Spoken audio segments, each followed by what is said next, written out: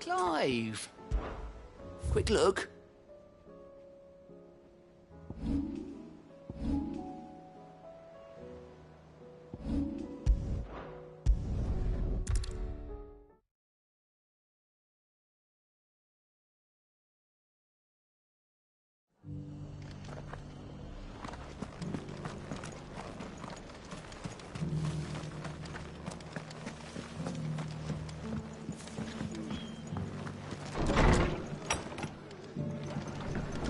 Can't say it wasn't a relief to see the better part of the Guardians finally taking their... Are the bearers taking well to their new home, do you know?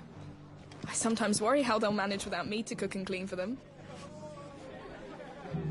Ah, Clive, I was just about to send for you. I'd like you to take something to Sir Wade up in Eastpool. Seeds for planting. Thought it was about time they started growing their own food. I'll keep providing them with whatever they need in the meantime, of course. But if Eastpool's going to survive, it's got to be able to fend for itself. As of those poor bearers. They've lived their whole lives in servitude, but now they're their own masters. Small wonder they ain't got the foggiest how to provide for themselves. So it's up to us to teach them. And if you're wondering why you, well, the Wagoneers taking supplies up that way have been coming back with more and more reports of Akashic around the village of late. Sir Wade's putting a brave face on it, but I think even he's starting to worry. And if he's likely to share those concerns with anyone, it's you. All right. Thanks. Wouldn't ask if I didn't have to. There. That should be enough to keep him in Gazal Greens for a few years at least. Gazal Greens. Not the most mouth-watering crop, I'll admit. But they're hardy, they grow fast, and they fill a hole. Better that than something that'll wither away at first frost. And chocobos love 'em too, which is no small thing.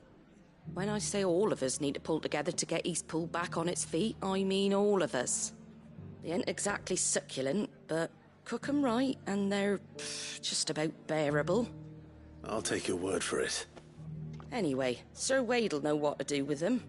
And if he don't, well, I'll go up there and show him myself. I'm sure you will.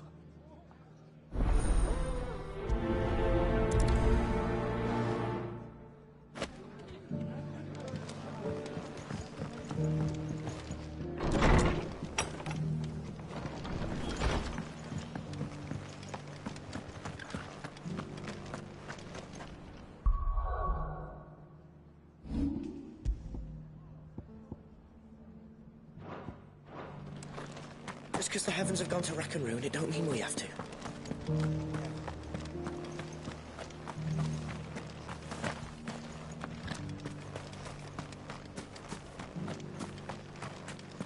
I'll build a barricade so sturdy, even a bandit can't.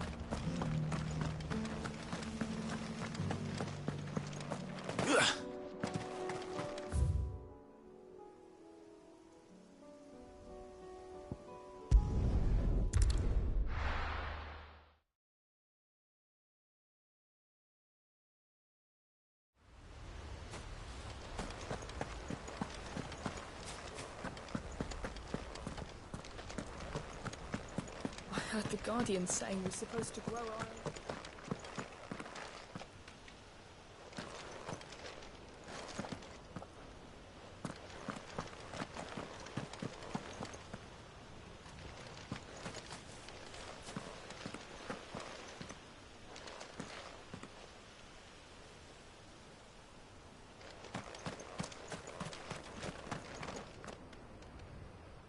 Ah, Lord Rossfield. What brings you to Eastpool? A delivery from Martha.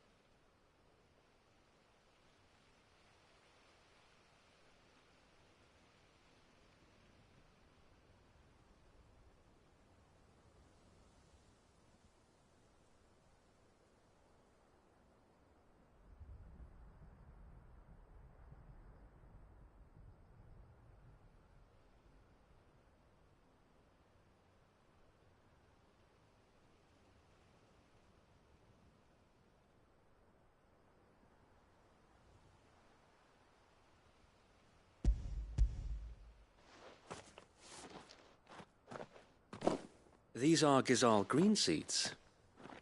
Martha's keen to cut the apron strings, then, is she? I jest, of course. You see, I had thought we might be able to revive the old wheat fields, but they'd long since gone to seed, only without the seeds. Martha was hoping you might be able to show the bearers how to plant and tend these, so that they'll be able to fend for themselves. That's not a bad idea. These bearers had only recently escaped their bonds before we brought them here. They know little of freedom, of providing for themselves and their loved ones. Unless we teach them how to live like free men, I fear that all we have achieved in bringing them here is to exchange one master for another. Not that myself and the Guardians have been the best example to them so far, subsisting almost entirely on Martha's charity as we do. It's about time we all started to provide for ourselves, bearers and Guardians alike. Unfortunately, we've been a little too busy of late to focus on much besides bolstering our defenses. There have been alarming reports of... The Horde is closing in. They're coming, so wait, all of them. Damn it all, I thought we'd have more time. Gather the men in the square. Send to the rest for reinforcements. Yes, Sir Wade. The Horde. A Kashek, a veritable legion of them. They've been seen prowling around the northern reaches for a while now. We don't have the numbers to hold back a swarm that size. I had hoped to build a perimeter wall so that myself and the Guardians might be able to defend the village, but... Now you're out of time. Precisely. If reinforcements from the rest arrive before they do, we may just scrape through, but I fear that's rather an enormous if. What if you could call on reinforcements from Eastpool? You mean the bearers? We brought them here so they might live, not die, fighting for their lives. So wait. You said you lack men to defend the village. Are the bearers not men? Do they not wish to see Eastpool saved? Though they may not be trained soldiers like your Guardians. What help they are able to offer could still prove the difference between victory and defeat. You're right, my lord. I will appeal to them.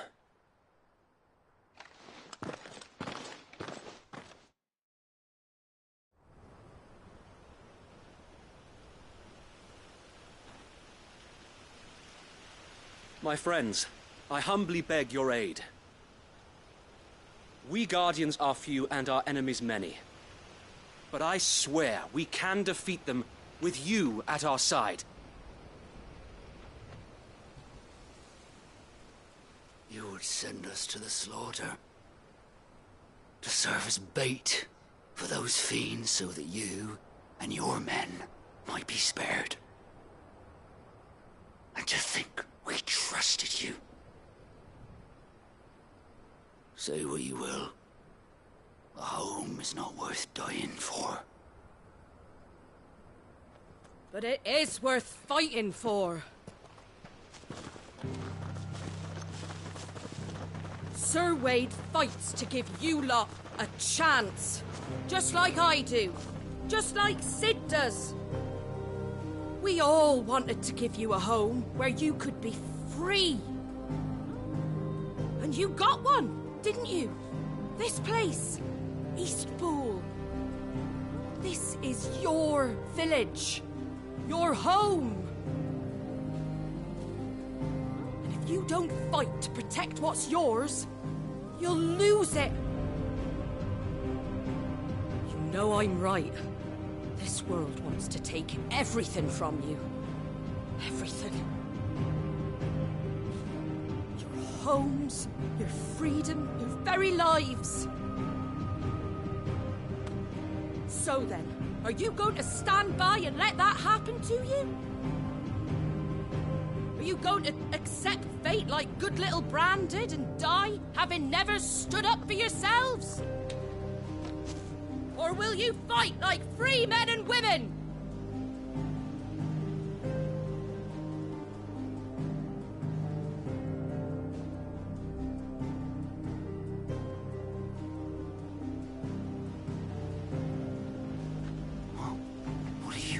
All right. Give me a sword. never dreamt I'd have a home of my own. And now that I have, I don't want to lose it. I will protect what's mine, or die trying. We all will. Free men and women, fighting together.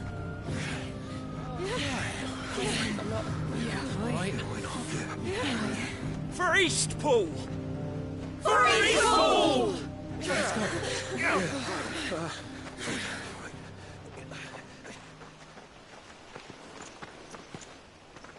Thank you, Martha. Don't mention it. Just promise me one thing. That you'll show them how freeborn fight. Gladly.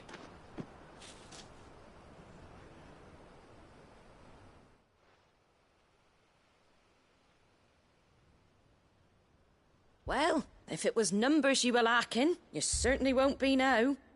Thanks to you. Me?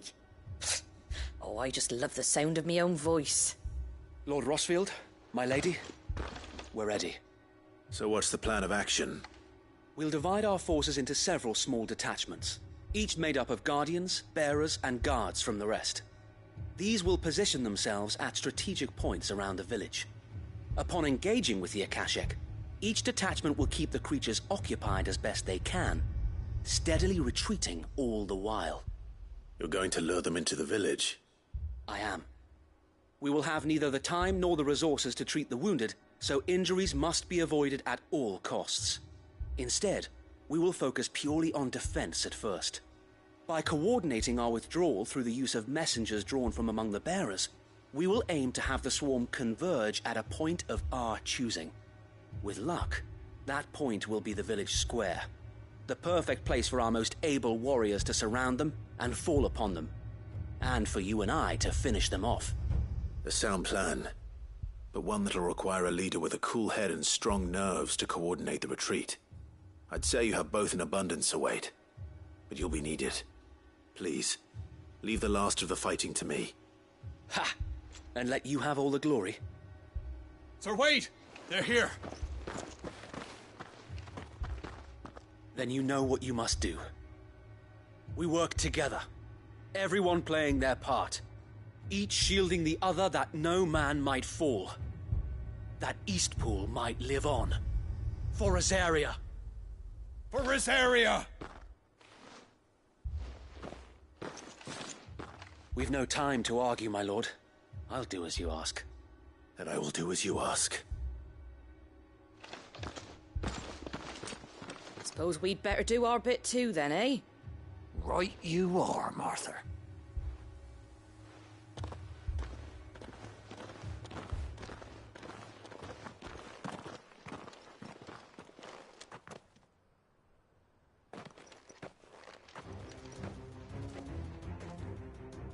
The calm before the storm.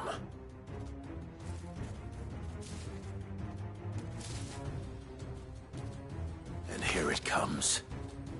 I will not let this village fall.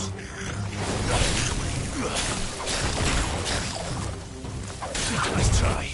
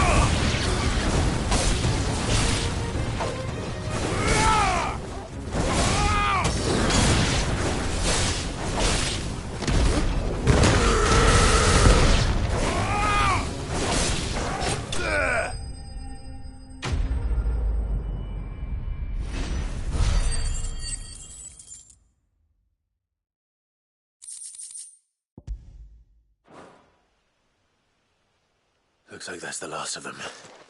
Lord Rosfield! Change of plan! What is it? Owl from the rest. An Akashic curl's been sighted on Rhiannon's ride and is headed in their direction. Well, the better half of her guard is here. So wait, how many Akashic remain in East Pool? Hard to say. My men are still facing some resistance, but I think the worst is behind us. I could order a detachment or two to fall back and... No. Let them finish the job. You stay here too, Sir Wade. Your men need you. I'll go after the Curl. Join me only when East Pool is won. If you're sure, my lord. May the Founder protect you.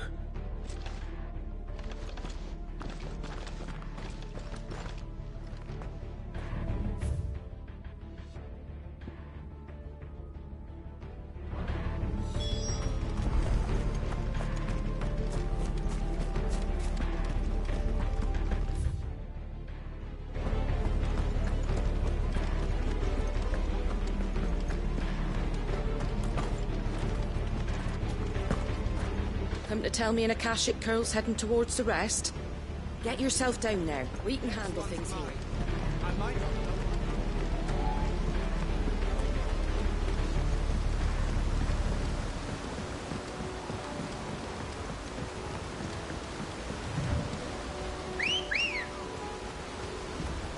Good girl.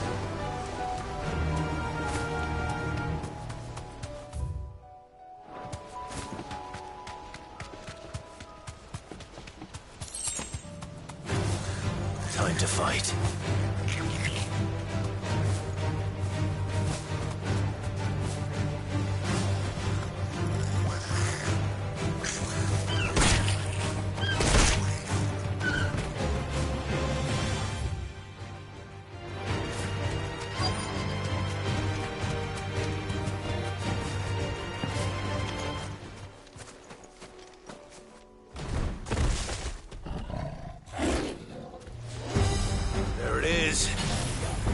With me, Torgal.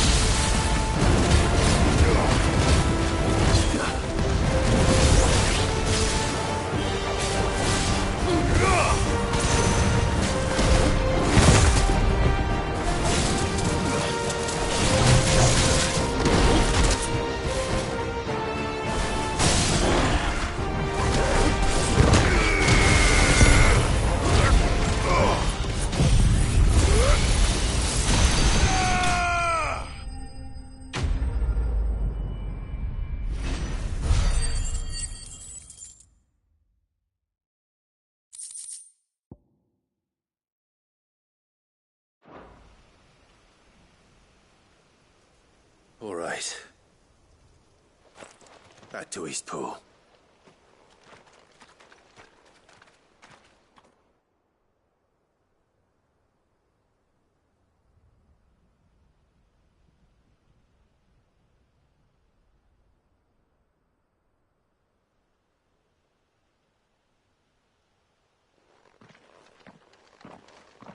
Lord Rosfield, the Curl, is it? It's dead. Thank the Founder for that. And for you, my lord. We were able to eradicate the rest of the Horde. I have guardians posted around the village to keep watch for further attacks, but all seems quiet for now. I hesitate to say it, but I think it might be over. I think it might.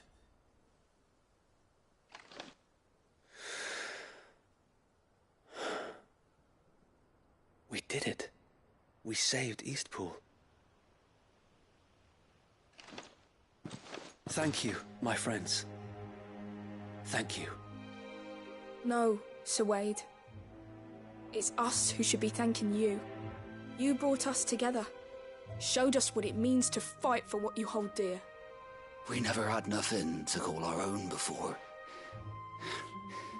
We didn't know what it meant to protect it, but now we do. We really do. Forgive us, Sir Wade. You and your people saved us, and still we doubted you. But there's no doubt in my mind anymore.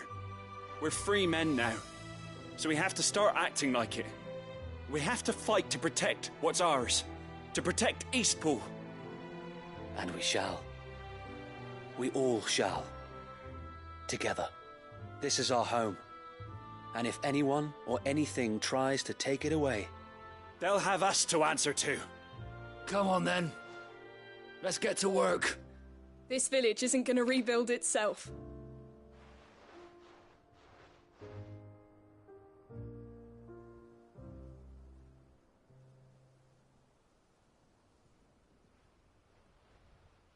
They're not slaves anymore.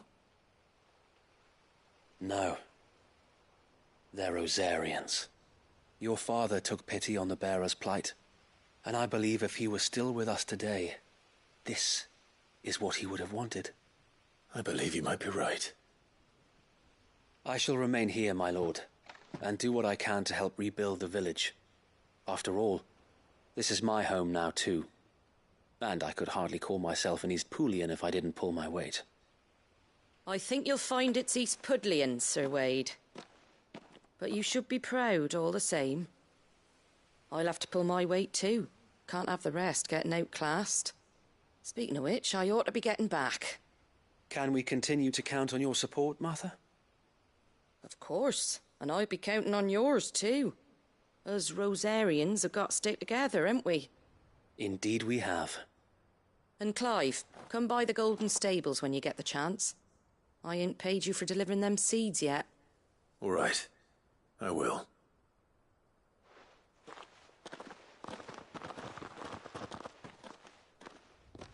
Lord Rossfield, do you remember our very first mission together? Clearing the goblins from the Stillwind Marshes? How could I forget?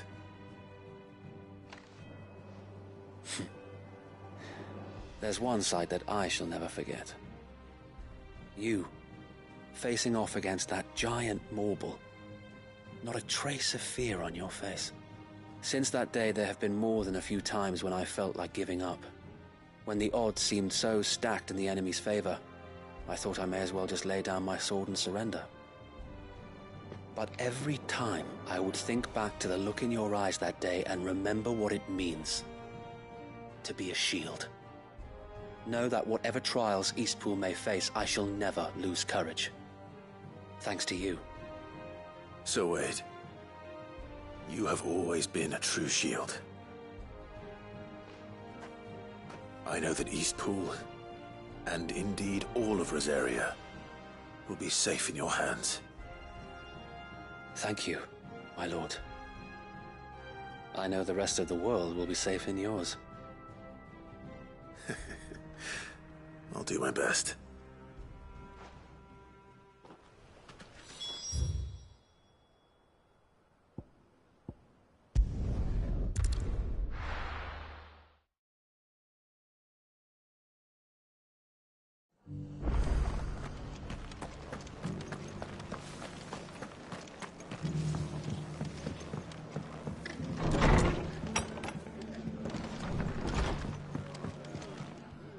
The hero returns. It's lucky you came by when you did, eh? Not only did my seeds get delivered, but you went and saved Eastpool and all. I just did what I could. And it's only right that you get rewarded for it. Take it before I change my mind. Thank you, Martha. So, Eastpool's finally back on its feet again. And a home to free bearers. Who'd have thought we'd see the day, eh? Well, it was your idea. I know that, but I never stopped to think what it would mean. Bearers in charge of themselves, thinking for themselves, working for themselves. Like your hideaway, but not even hidden away. Though I suppose the rest ain't much different nowadays. You know, bearers living free like that reminds me of when I first met Sid. Loath as I am to recall that particular day. I take it you didn't always see eye to eye. What happened? Well, if you really want to know, I started doing what I do long before I met Sid. In fact, that's how I met him. Or at least how he came to meet me.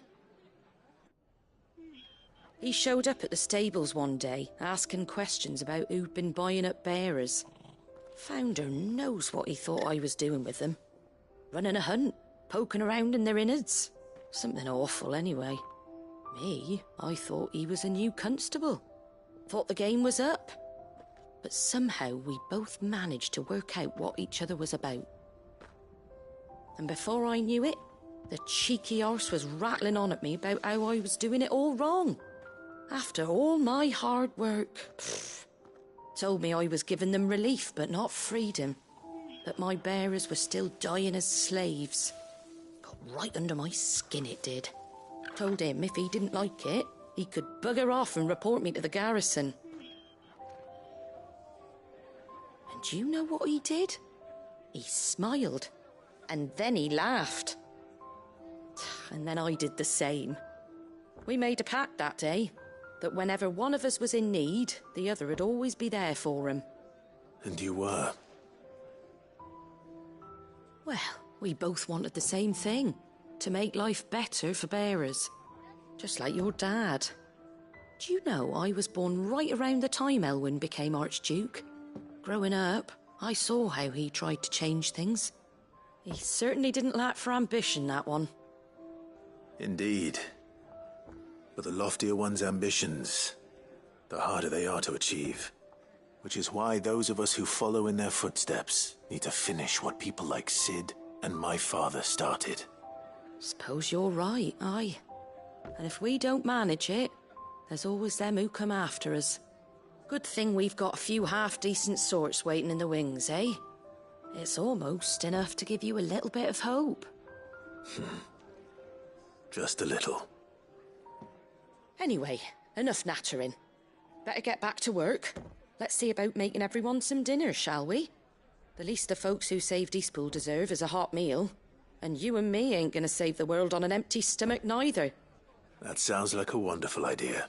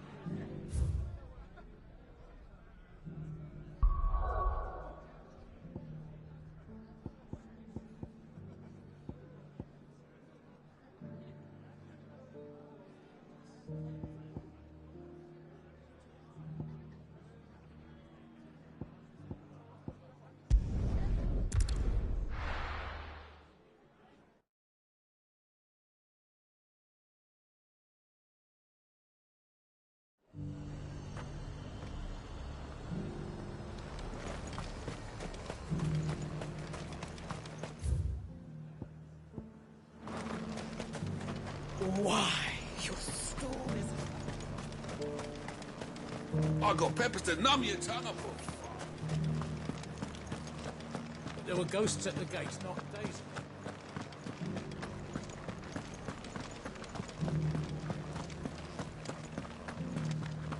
Those things I said before.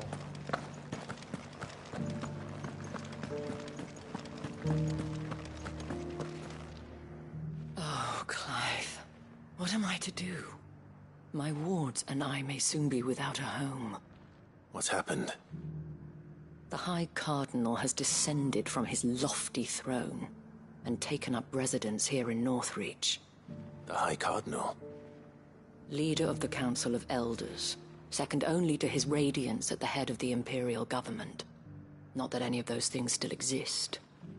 Now he goes by his noble title, the Duke of Oriflamme.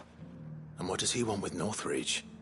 He wants to transform it into a military stronghold, a foundation upon which to build a new Sambrek. He's already secured the support of the various army remnants, with promises that they shall be afforded the respect they deserve in his empire. One built on the confiscated property of the people. He would rob the populace to pay for it. Believe me, I have used every means of persuasion to discourage him from this folly. But for whatever reason, he will not listen to me. What does Captain Philippe make of this? When the town was under attack, it was him the soldiers rallied around. Couldn't he use that influence again? How? By speaking out against one of the most powerful men in Sambrek. A man whose stated aim is to revive the empire Philippe's comrades swore to serve, and to improve the soldiers' lot within it. The captain can offer them a regular supply of gruel, and an occasional trip to the Vale to help them forget the terrors they face each day. The Duke offers them a vision of strength and safety. No. Any attempt to incite mutiny would cost Philippe the support of his men, if it did not cost him his life. But given the mood around town, mutiny may yet be unavoidable. The people have little appetite for further deprivation, least of all when it serves only to elevate others. Who could blame them? Clive, would you appeal to the Duke on my behalf? For your services to Northreach, you have the respect of the soldiers, and they will take you to His Eminence if you ask them. And unlike Philippe, no bonds of loyalty prevent you from speaking your mind to the man. Well, will you try? You could hardly fare any worse than I did. I'll see what I can do. Thank you, Clive. Tell me then, where will I find this Duke of Oriflamme? In the garrison? Overseeing the troops, yes. All right. Wish me luck.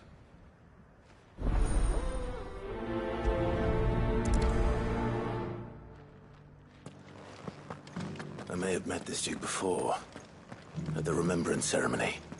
Let's hope I didn't make a strong impression.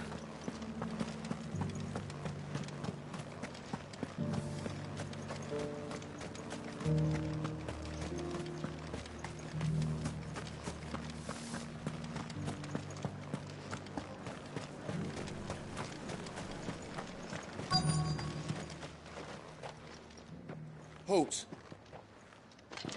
Oh, sorry about that. You're the dame's man, aren't you? You got some business with the captain? No, actually. With the Duke. I was hoping I might be able to speak with him. We're under orders not to let any civilians pass. But you should be all right. His Eminence has heard all about you and your heroics. Wait here. I'll go and ask.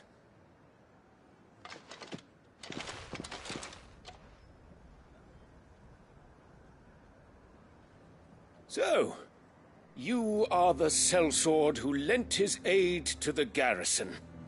The Empire owes you a debt, and I shall see it repaid. But tell me, is it wealth that you seek, or favor? Neither, Your Eminence. I thought only to inquire about your plan to turn Northreach into a stronghold. Ah, I see. You are worried the expanded garrison will render your services redundant. Yet you needn't be. A proud fighting man like yourself shall always have a place here. Pride of place, in fact. For too long has the contribution of the noble soldier been under-reckoned. But no more. For it is they who shall see the Holy Empire rebuilt, beginning right here in Northreach. Why here, Your Eminence? The town has been fortunate enough to escape largely unscathed from the recent troubles. Her defenses are sound, and her garrison well prepared. Which is more than can be said for Oriflamme or Twinside. The Empire wants for a capital, and I believe Northreach to be the perfect place. with Caer Norvent as her citadel. Once we have seen to the refortification of both the town and the castle, we need only build a wall around both to create a city that would be the envy of the twins. Plans are already underway for the construction. Soon enough, these thralls shall learn that they are no match for the might of Sanbreque. I fear you underestimate how dangerous these creatures are, Your Eminence. Should they return in force, you will need all the people of Northreach to come together in defense of the town. Something they may be loath to do if they've been deprived of their worldly goods. The people will do as their leaders command. If Sanbreque is to be rebuilt, she will require a functioning government. One whose authority is beyond question. That is why this levy is necessary. So that any man who wishes to join the army might do so and be fed, outfitted, and paid as befits a defender of the Empire. And yet there are those who persist in peddling the treasonous lie that I seek to steal from the people and drive them from their homes. I suspect they're afraid of losing what little they have left. Precisely. The common folk have little and less, and you mean to deprive them of even that. You would sow the seeds of your new empire in your own salted earth. Sabine, we have discussed this. Yes, and I told you then how putting the empire before her citizens would lead only to revolt. Without an empire, there are no citizens. And in yours, there will be only beggars. Is that what Griga wills for her people? Do not take her name in vain, Sabine. I'll come back later. A citizens' revolt. I wonder what the people really think of the Duke's plan. It wouldn't hurt to ask them, I suppose. Let's begin with those on the other side of the wall.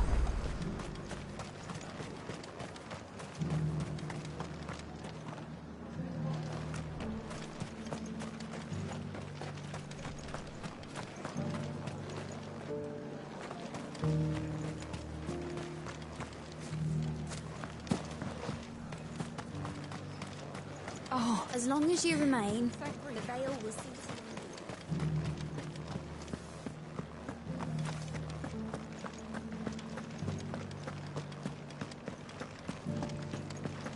You needn't fret, the creatures.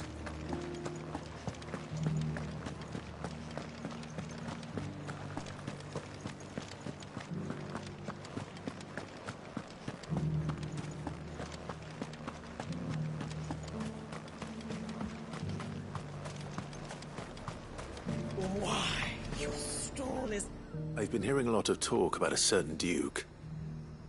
Nothing good, I'll wager. Going around acting like he owns the place. And with hardly a word to the dame. This is her town, not his. I take it you'd rather she was in charge. As far as I'm concerned, she still is. Just need his eminence to sod off back to Oriflamme.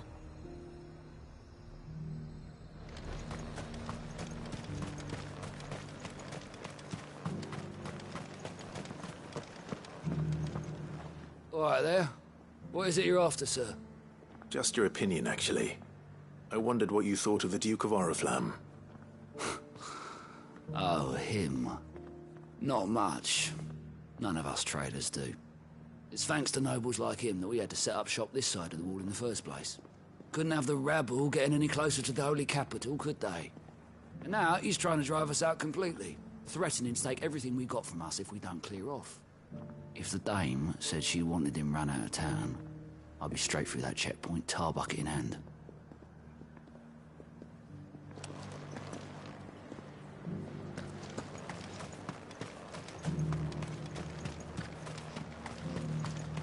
I heard the dame got an icon to rid the meadows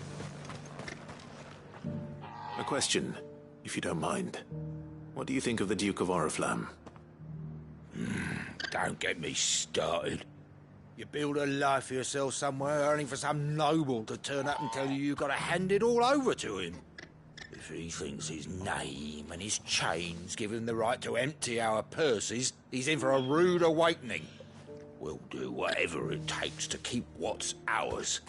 Whatever it takes.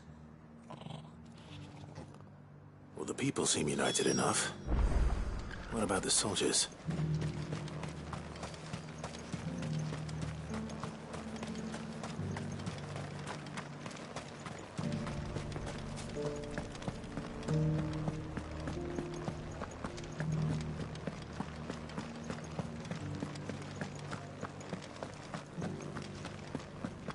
Those things I said before.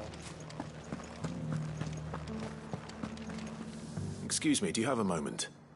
I wondered if you'd mind sharing your thoughts on the Duke of Oriflamme. Well, he's made a lot of enemies coming in the way he did. But I mean, look around us. You can see the state the realm's in. The traders might not like having the screws put on them, but if they volunteered a few more of their hard-earned gil before things got bad, maybe they wouldn't have to. I think the Duke's got a point when he says rebuilding the Empire's the best way of making sure we're all protected. And if that means people who don't know one end of a sword from another have to make way for those who do, well, that's just how it goes.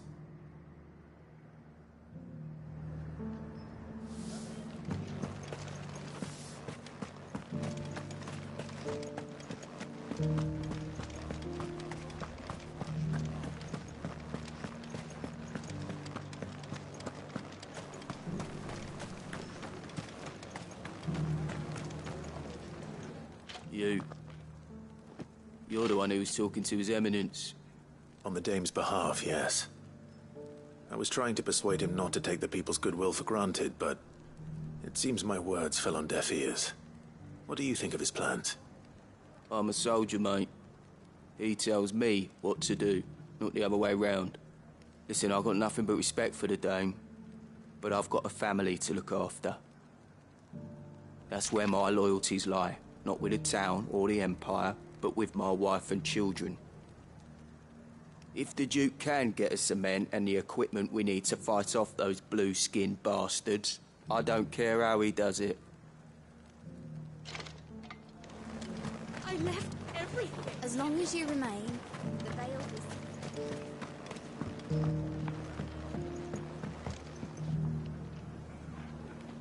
I hear the Duke of Oriflamme plans to turn this town into some sort of fortress. Do you think that's a good idea? It's not for me to say. All I know is that unless the Emperor orders me otherwise, His Eminence's word is law. Look, no one likes all these taxes and tariffs, but empires don't come for free. Once Sanbreque is back on her feet, we'll all reap the benefits. Let's see what Philippe makes of all this. Sabine, you are embarrassing me. You're embarrassing yourself.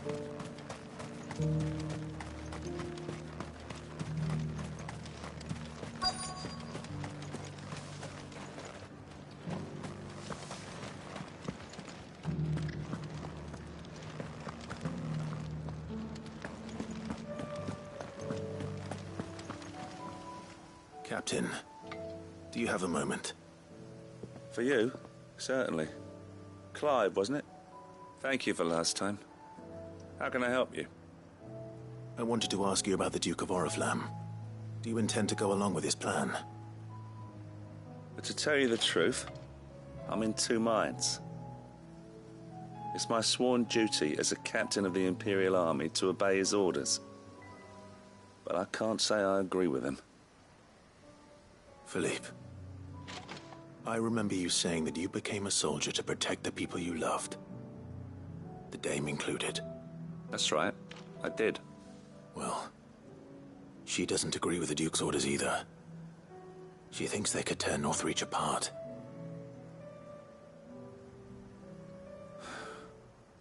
And she's probably right. Thank you, Clive. I know what I need to do now. Protecting the people I love is what matters. Doesn't matter how. Well, duty calls, so I better go.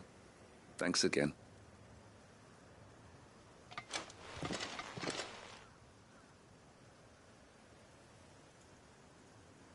It seems Philippe wants to do the right thing at least.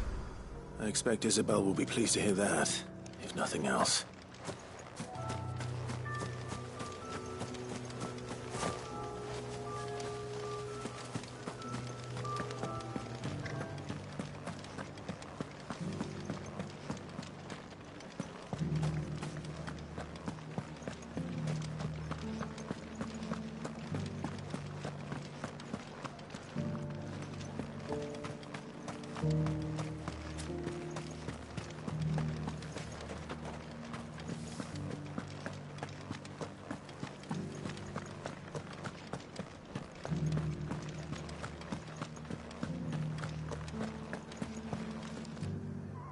Ah, Clive. How did you fare? Were you able to speak with the Duke? I was, but...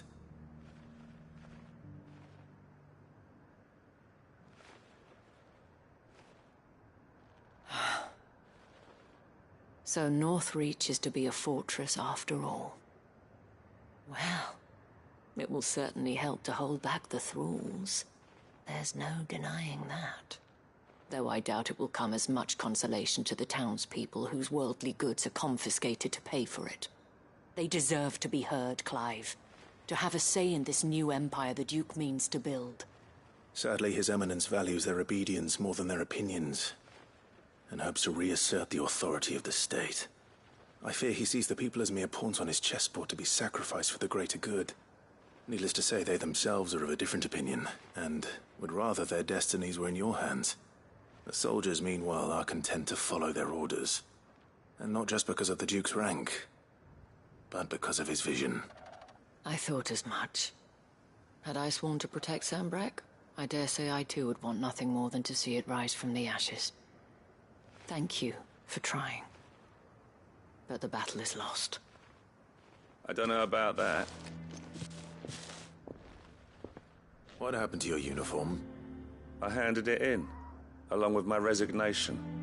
Told the lads I wished them well, but that I owe it to those I love to call it a day.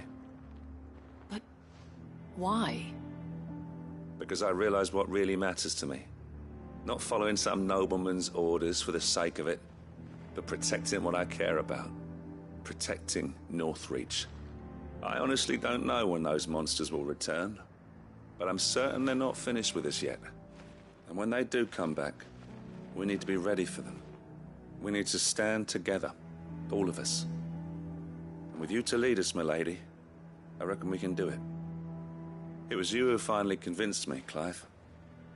There's no point following orders if they go against everything you believe. Indeed. All of us, standing together. That has always been Northreach's best hope, and one which still lies within our grasp. We have only to turn our attentions to the true enemy. Thank you, Philippe, for showing me what I must do. Anything for you, milady. Speaking of standing together, would you mind if I borrowed a few of the lads from the Vale to help keep watch around the town? I fear His Eminence has loftier tasks in mind for the guard. Not at all. Be my guest. Wouldn't be the first time.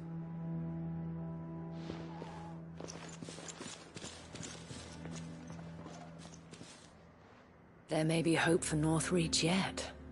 Especially with men like you and Philippe to champion our cause. I, for my part, shall continue to work upon the Duke, in the stubborn belief that I might still tempt him into joining hands. But I suspect I shall have to call upon your aid again. Until then, Clive. Until then.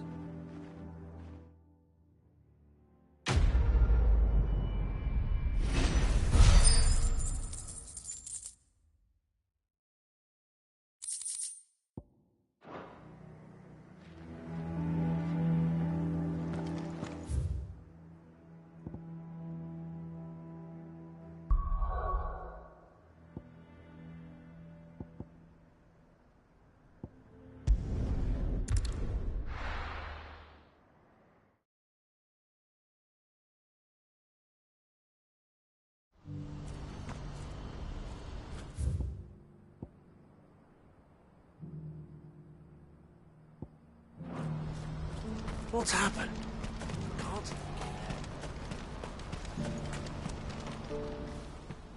Clive. You'll be pleased to know that the negotiations are progressing well. That is good news. Yes.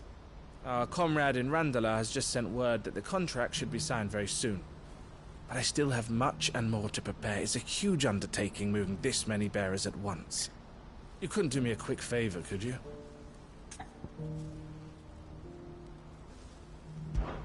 What is it this time? More wild beasts? Nothing like that. I just need you to go over to the caravans and ask El how long we have until the bearers arrive. Find out exactly how much faster I need to get all these supplies moved. All right. I'll go and ask. Thanks, Clive. I owe you one.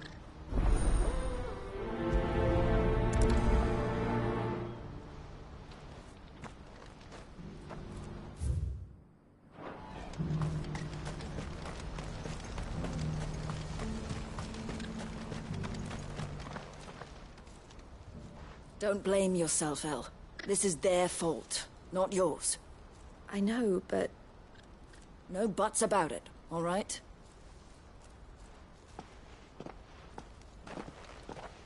Is something wrong?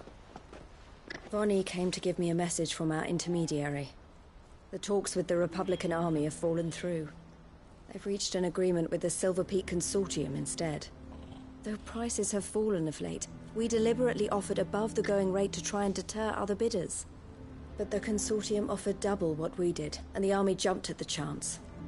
And you had no opportunity to make a counteroffer? None at all.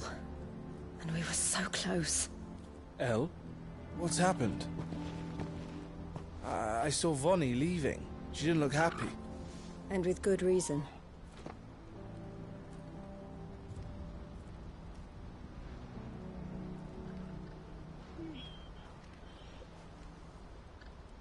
But I thought we were the only ones the Fist were speaking to about the bearers. How did the Consortium even find out about this? It's not so surprising. They have ears all over the Republic. This isn't over. The Consortium will have to sell these bearers eventually, and at the price they paid, buyers will be few and far between. I'm going to Randalar myself. Alone? You sure that's wise? Are you offering to be my bodyguard? How kind. Meet me at the checkpoint near the capital gates. I'll send an owl ahead and request a meeting. You go to Cashlock, Theo, and get everything ready. We've waited far too long as it is. Even if I fail to free these bearers, there will be others. Someone needs to prepare the place and keep any prowling beasts at bay. Oh, and that's me, is it? Well, it looks like I'm following orders till she gets back from meeting the Silver Peak Consortium, who've been doing their best to undermine our scheme.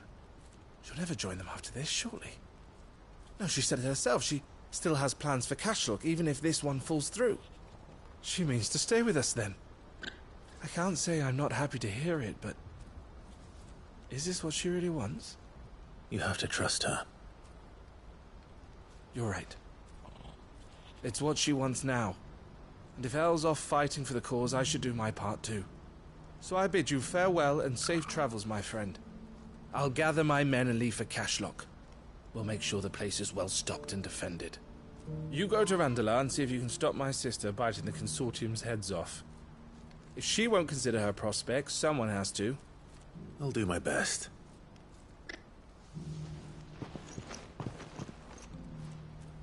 All right. To Randalar, then.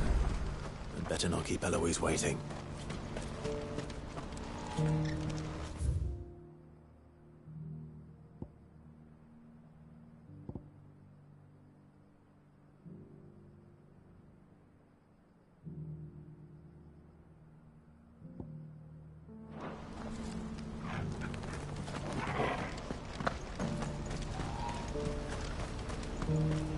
What's happened?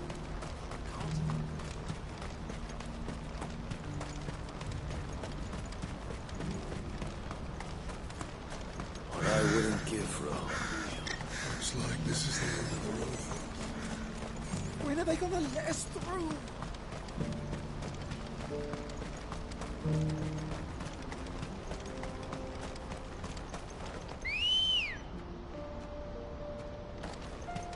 Come on.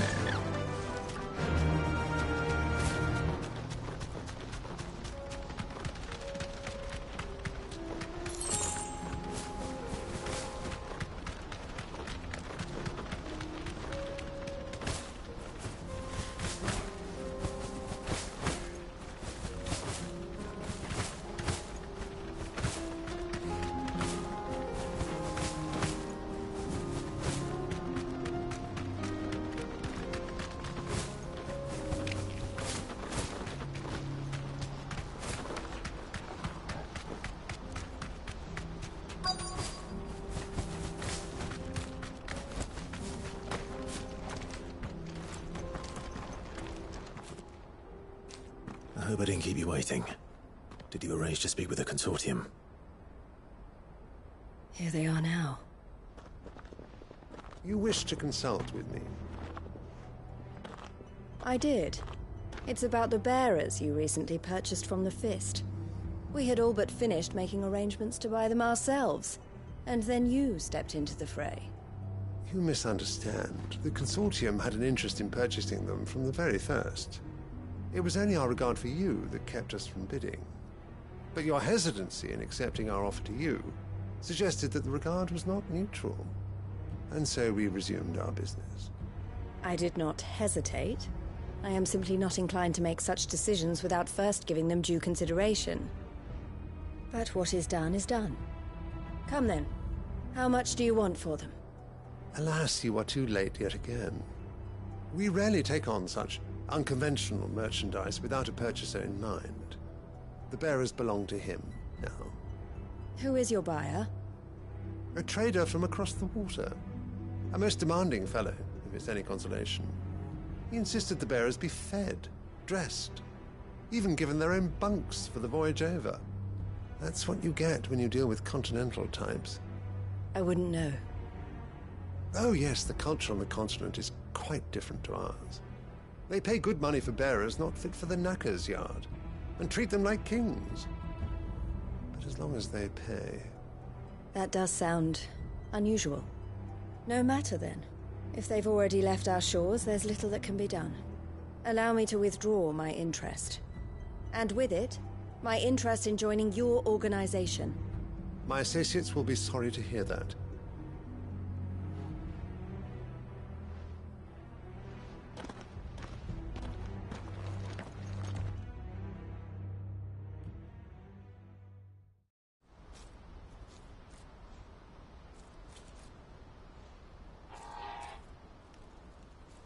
I'm sorry you weren't able to save them. As am I. But I only have myself to blame. He was right, you see. The Silver Peak Consortium did intend to buy those bearers before I did. Their representative hinted at a possible purchase when he came to recruit me. I feigned interest in joining them in the hope he might be encouraged to tell me more. And he did just that. As soon as he left, I sent my own offer to Randalar. So you never... No.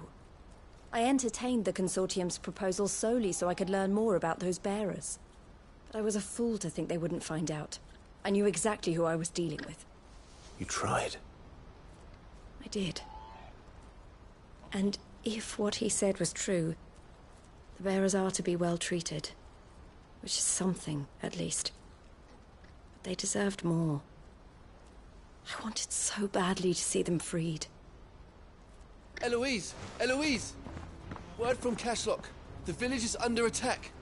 A pack of beasts have come down from the mountains, and there's a dragon at its head. Theo and the others are trying to hold them off as best they can, but the odds are against them. They need help, and fast. Theo! I'll go on ahead. Thank you, Clive. I'll gather some men and join you there. Just... make sure he's safe.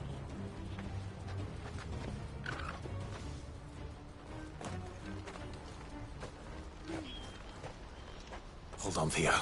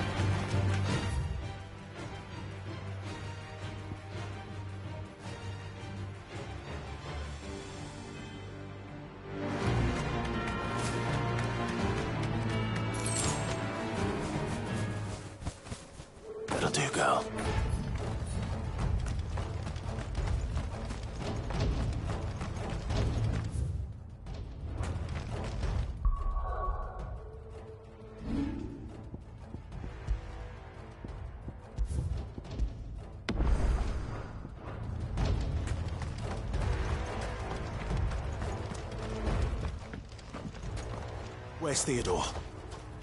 Upriver! He led the dragon that way to keep it from the village, but the whole area's flooded with ether. We just have to pray he makes it out in one piece. I can do better than that. Torgal, with me.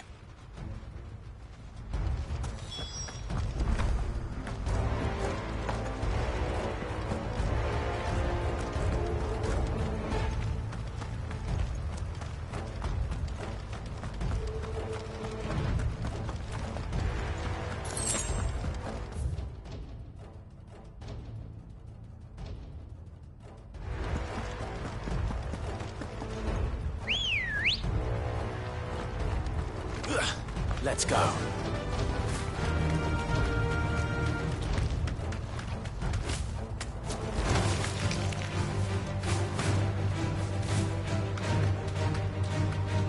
Where are you, Theo?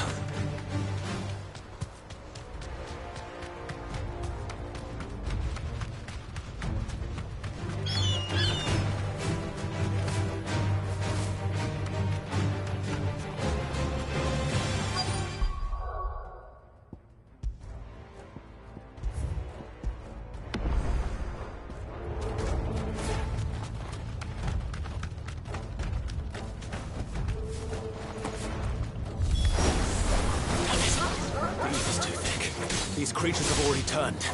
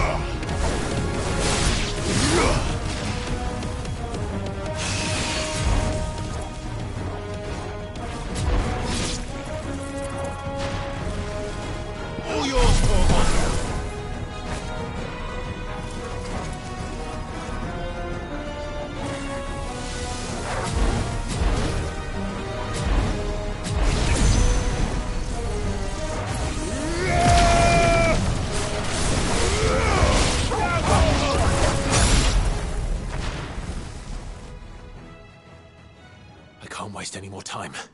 I need to find Theodore before that dragon does.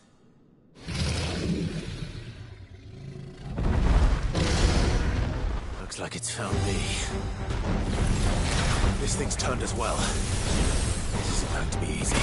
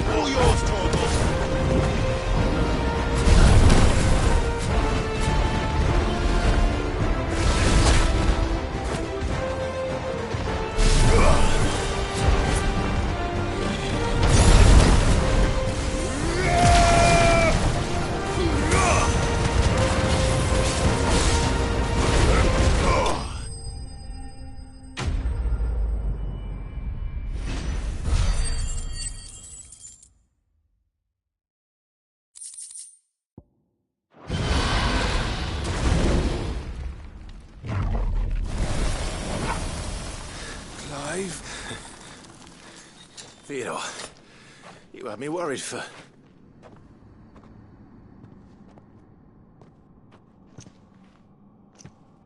We have to get you out of here.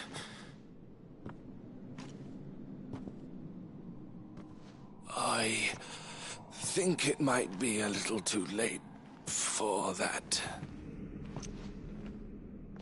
Bearer or no, there's only so much ether a man can take, and that Drake just wouldn't let me leave. You have my thanks, Sid, for finishing what I could not. For keeping Elle's dream. Theodore!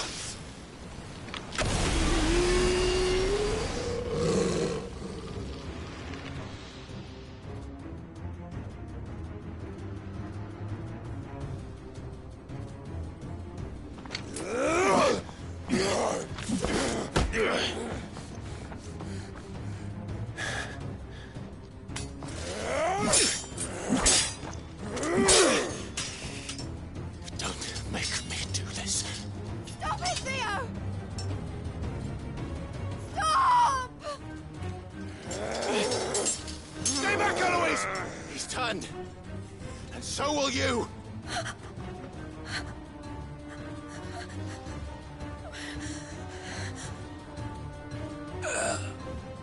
Elle. Theodore.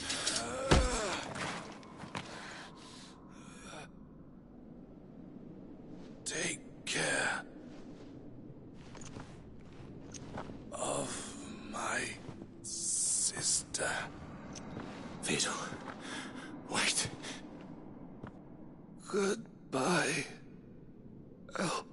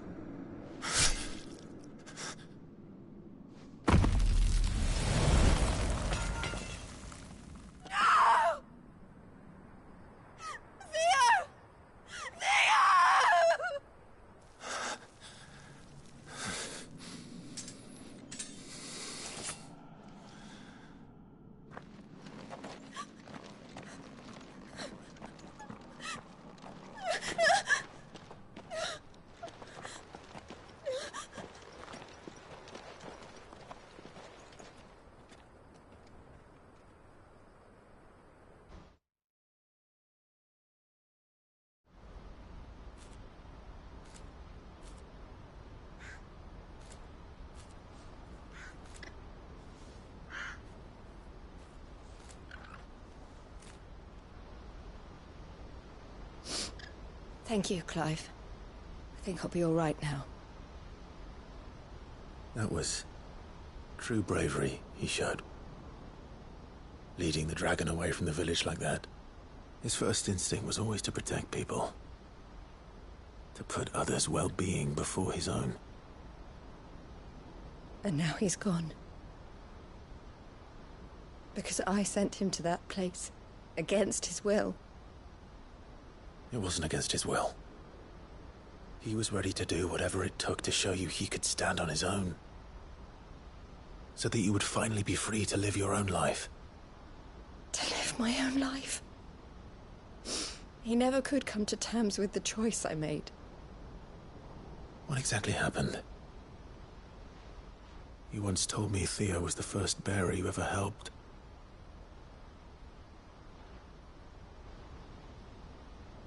We grew up in Canva.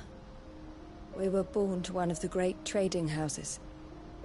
And I was chosen to inherit the family business. I had my father's head for figures, you see. Theo did not. While I studied the art of commerce, he played at soldiers instead. A late bloomer, in more ways than one. For unlike most bearers, it wasn't until his 15th summer that his powers awakened. My parents tried to drive him out of the house and into the care of the constables. But before they could, I took him into mine. Theo told me something else. He clearly admired your devotion to the cause of freeing others like him from slavery. But he said you deserved a better life than this. He wanted to free you from what he called your bonds, just as you freed him from his.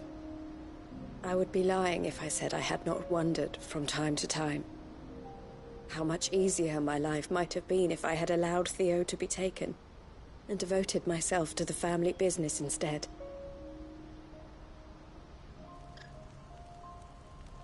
But I have never regretted the decision I made. Being with my brother meant more to me than tradition or reputation. I only had to look at him to remind myself of that night and the choice I made and the fact that I would make the same choice again in a heartbeat.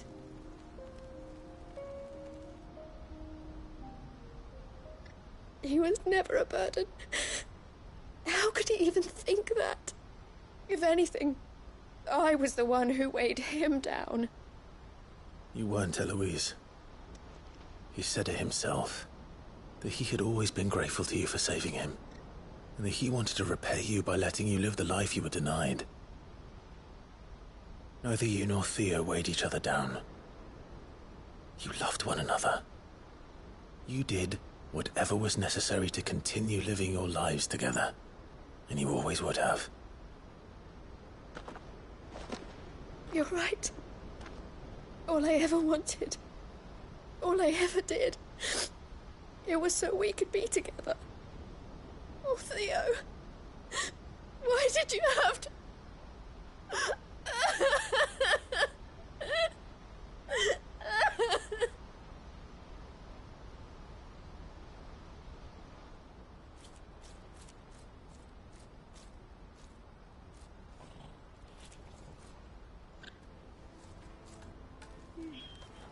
I know Theo wanted me to move on, but I'm staying here at the Crimson Caravans to continue our work. We can make a difference here. We can help people, save them. I need nothing more from life than that. So I'll carry on doing what we do, ensuring that goods, people, bearers get where they need to be, bringing smiles to people's faces just like we always have, and to Theo's. Wherever he is. This is the life I have chosen. The life I will always choose. I've made a choice of my own. To continue helping you however I can. Whenever you need it. Thank you, Clive. Let's go on together then. For Theodore.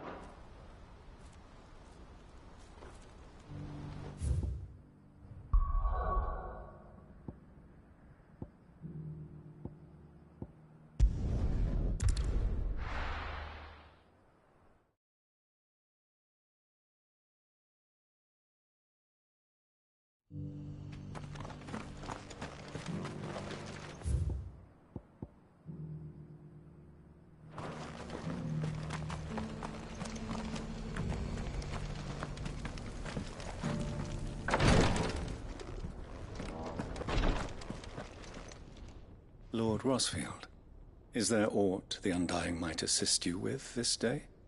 Perhaps. My brother said that your order was helping him with his quest to uncover Ultima's origins. Have you learned anything of note since last we spoke? Little and less, I regret to report. I see. Be assured, however, that we will not rest until the truth is known. Even now, our archaeologians scour ruins in every corner of the realm for traces of Ultima's touch. Fallen ruins, I take it. Dating back as far as Phoenix Gate. Indeed. Ultima's thralls are oft sighted among the remnants of the fallen civilization, as if protecting the secrets concealed within. Secrets we'd see unearthed. Should our methods be of interest, my lord, mayhap it would please you to observe some of our number at work. Would that be possible? Of course. A survey is being conducted not far from here. Perchance you are familiar with Kretov, a small hamlet built around a fallen airship. I was due to visit my colleagues there to collect their preliminary findings, but if you would consent to do so in my stead, I'm sure that they would be honored to relate any discoveries they have made to you directly. All right. I'll go and meet with them. They will be most gratified, I am sure. Might I suggest you take the road through Titan's Wake? It will lead you straight to the village after but a short walk. Thank you. I will. I wish you a safe journey, my lord. May the Firebird's flames burn ever in your heart.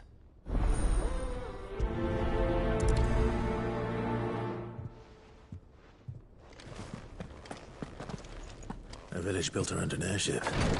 Sounds like another Lost Wing.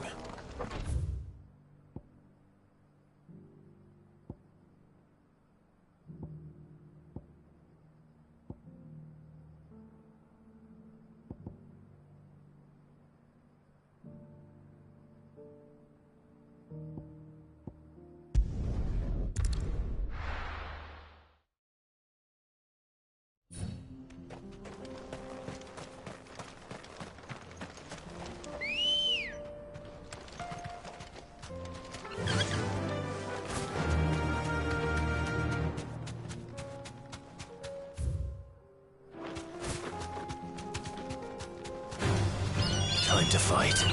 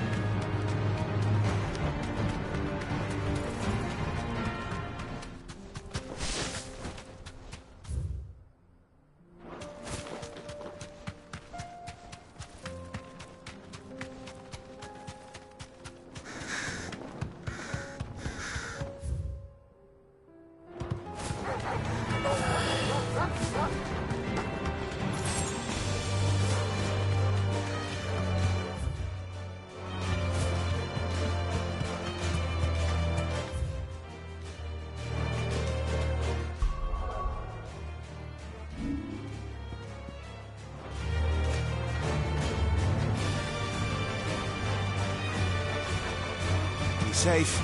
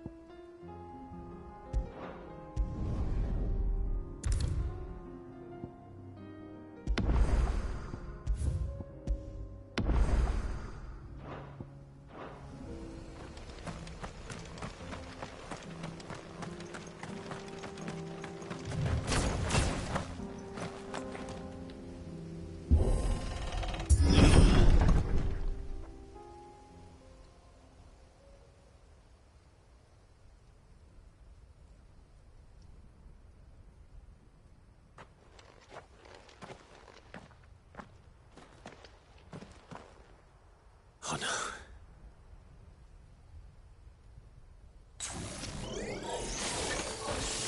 You'll pay for this. There may still be survivors.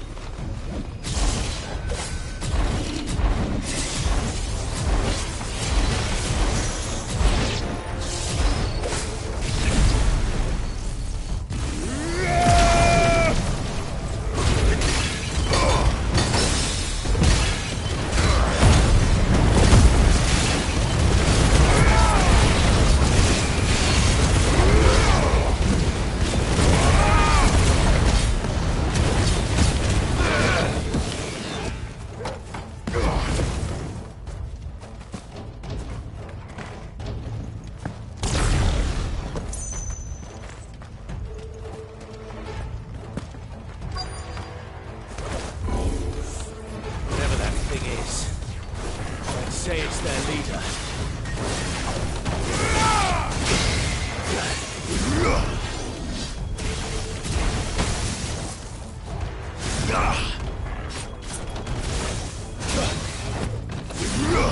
That's better. Too slow.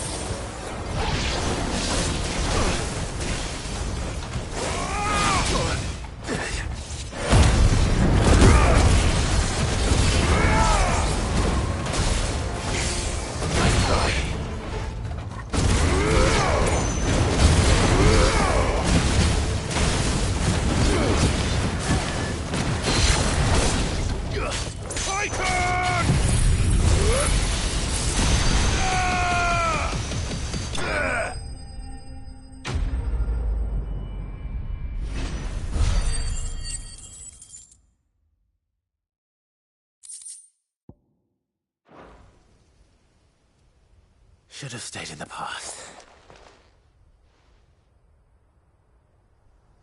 These must be Cyril's colleagues.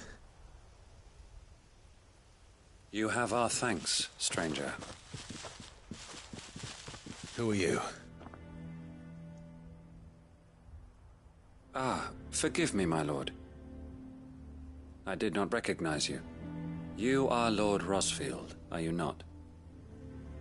We are archaeologians, tasked with surveying this site. When the echoes appeared, our brothers here occupied their attentions. Thanks to them, and to you, We were, for a mercy, able to see our duty to its conclusion. You call that a mercy? Your brothers might still be alive if you put their safety before your duty. Surely this survey wasn't worth dying for. We are charged with uncovering Ultima's origins. A duty of the highest import, as I'm sure you will agree. And you think your dead brothers would agree with you too? I know they would. They gave their lives for the cause, an honor to which all Undying aspire. Now, to what do we owe the honor of your presence, Lord Marquis? Cyril told me of your work here, and I agreed to collect your findings in his stead. I see. That is most kind.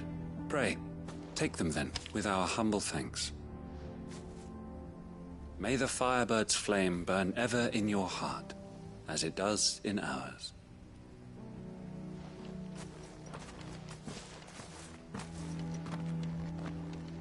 It's one thing to lay down your life for another, but for a survey...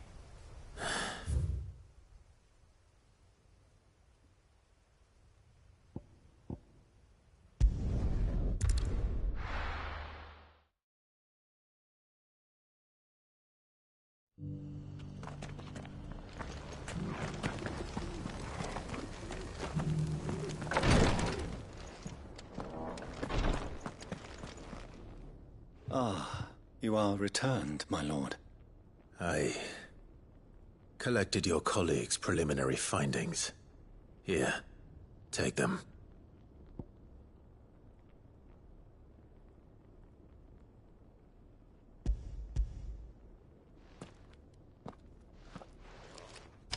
My thanks. I shall study them, and inform you forthwith if I discover aught that might aid you in your fight against Ultima. Cyril, your survey party suffered several losses in Kretov. Losses which could have been avoided, had the others not chosen to complete their work, instead of saving their friends. Were these your orders? No. This was their choice. Every Undying devotes his life to the service of the Phoenix. It is our sole duty, and should we die in discharging it, so be it. Even when death is avoidable. My lord, I fear that this is not a point over which it would be fruitful to argue. The Undying have served the Phoenix for countless generations, and your opinion of our methods, however earnest, is not like to change them. We live to serve the Phoenix. Our very order exists for that purpose, and that purpose alone. Cyril, I know that you and your brethren answer only to Joshua, but allow me to offer you a word of advice. It does not further the cause of the Phoenix to have his loyal followers surrender their lives without good reason. Provide your survey parties with an escort, that they might live to do their duty for years to come. Think not only of how you can serve the Phoenix, but how Joshua would want you to serve him. Please. For all our sakes. I thank you for your advice, my lord. If you will permit me to respond, our faith in his grace, Joshua Rossfield, is absolute. And we of the Undying will do what we believe is right to fulfill our duty unto him. As first shield to the Phoenix, I am sure you understand what it means to do one's duty. I do. Then we are of the same mind. And it is my hope that we may continue to do our duty together.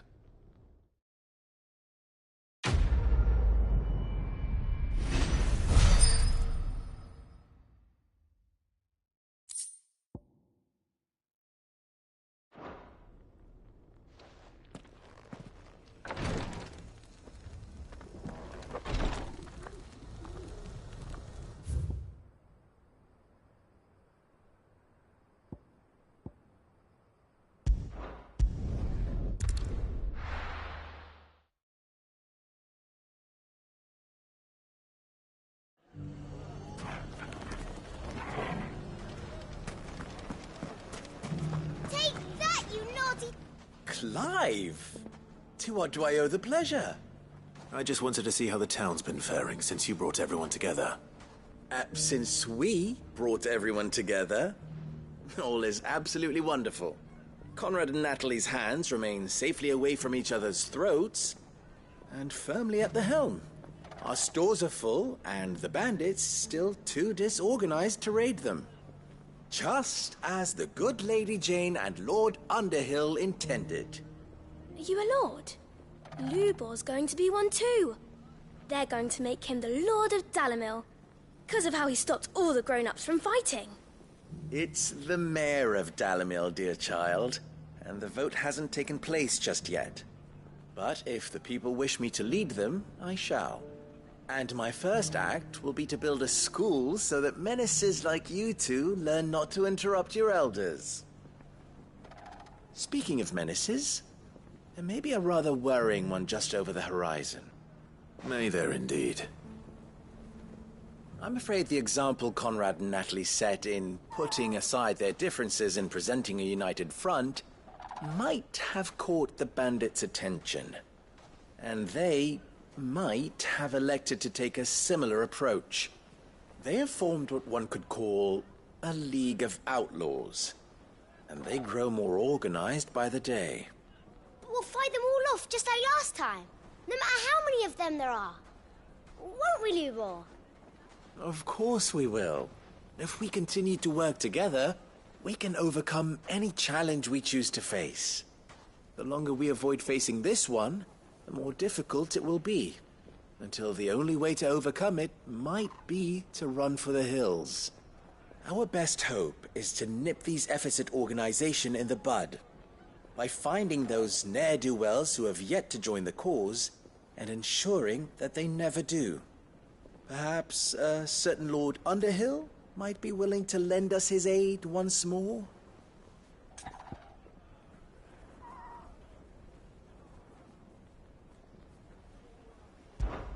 How could I refuse? Thank you, my lord. Victor will fill you in on the particulars. I have him stationed by the Desert Gate, receiving and collating reports from my scouts. Such an amenable soul. He reminds me of you. I'll go and speak with him.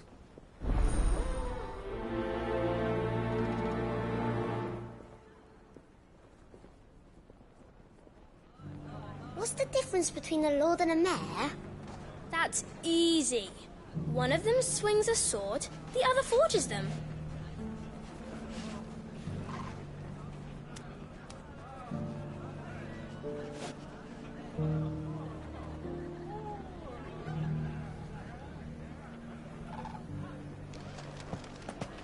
A League of Outlaws. Sounds like we have some competition.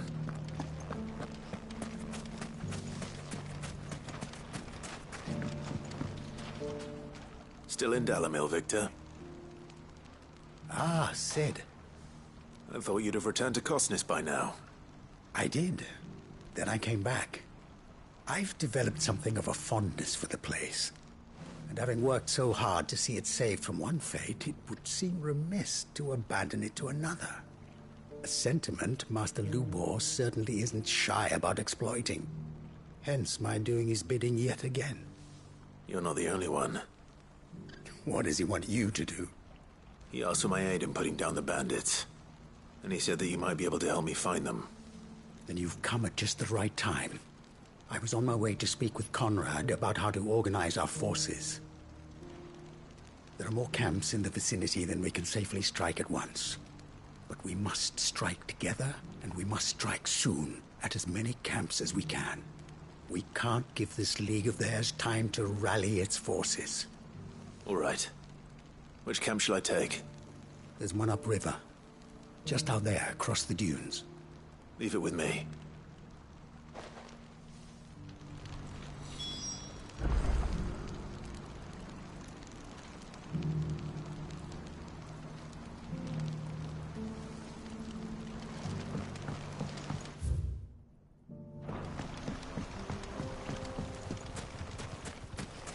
Those ne'er-do-wells want to band together. Come on. Yeah!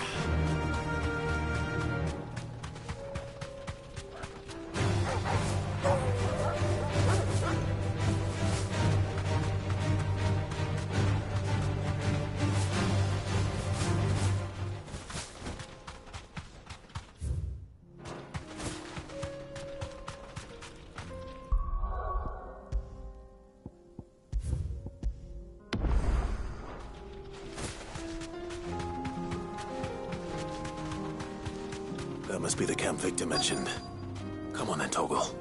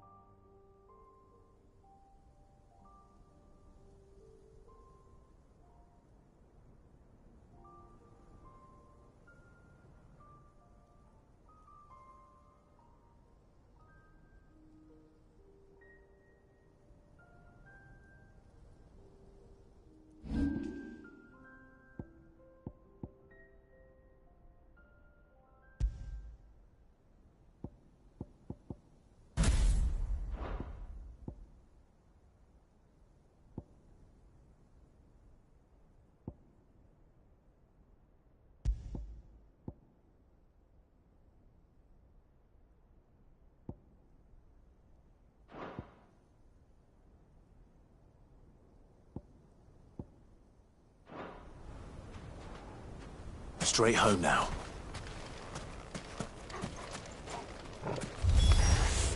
That's him! The one who killed Locke and Fingers! Take his head off!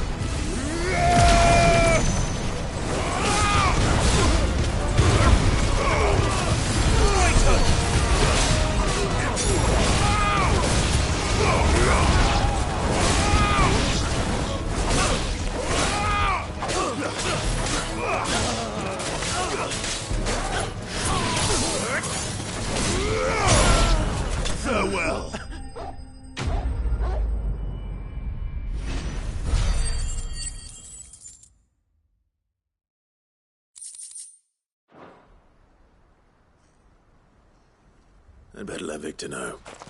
Sid, where are you? Ah, I see the bandits didn't pose you any trouble. No, but that's not why you're here, is it? No. Something's happened. We need you back in Dalimil. What is it?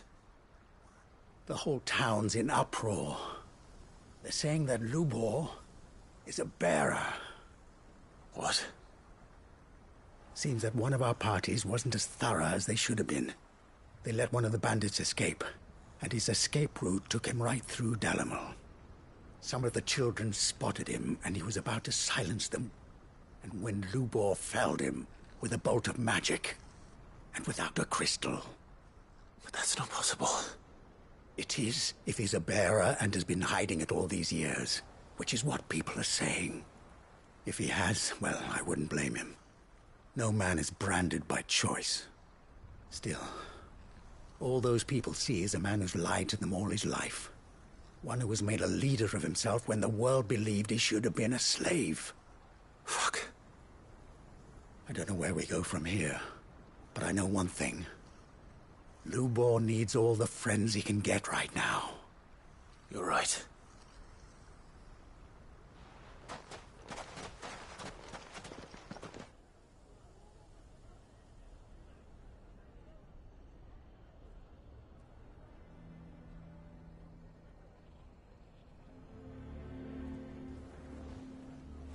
And now everyone knows. I made it a habit to keep a crystal close at hand for just such an occasion. And when that occasion arose, I forgot to reach for it. Well, it was bound to come out sooner or later. We're sorry, Lubor. We tried to keep running. But we just couldn't anymore. There's nothing to be sorry for. I rather enjoyed playing the hero for once. All that matters to me is that you two are safe. Look at him talking to his betters like it's nothing. All lies, I'll wager. Just like the ones he fed us all these years. Once people make up their minds, it's hard to change them. We need to do something, and quickly. Convince the people not to let their prejudices blind them. Convince them that nothing has changed. That their enemy lies outside these walls, not within them. You're right. We should speak to everyone. I'm glad you agree. I'll handle the townsfolk. I'm a Dalmec born and bred. They listen to me. You head to the tavern. Make Conrad and Natalie remember who Lubor really is. They know that Lubor and I are friends. I might not make for the most impartial of interlocutors. Lord Underhill of Randalar's League of Merchants, however, is a trusted and impartial mediator of note. I'll do what I can. Lubor, stay here with the children. I can't promise anything, but we'll try. And that is all I can ask of you.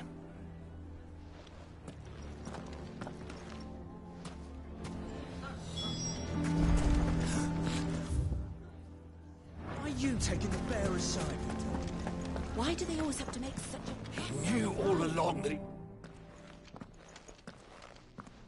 Forgive me for disturbing you, but could I have a moment of your time? I've seen your face before. As have I. Lord Underhill, wasn't it? Of the League of Merchants. That's right. I wanted to speak to you about Lubor. The rumors that he's a bearer. All true, I'm afraid. He'll never be mayor now. Not if I have anything to do with it. But what of his wares? Bearer or no, his steel is highly valued throughout the Republic. In this, at least, he's done the town a service. Might that not earn him a little leniency? Leniency? He pretended to be one of us when he was laughing behind our backs all the while. I'm sorry, my lord, but he lied to us. He lied to you. He cannot be trusted. So what do you propose? Will you drive him from his home? Close his forge? Perhaps. That is a question for the people of Dalimil. And they will thank you not to get involved.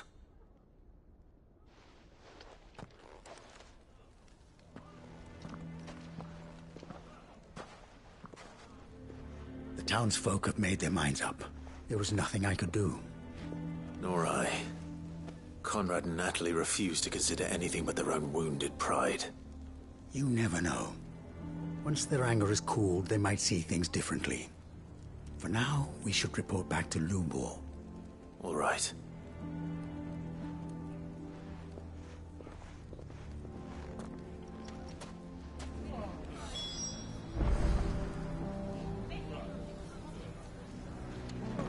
Why the hell would Victor take the bearer's side? I assume the situation is hopeless? There's still hope. But...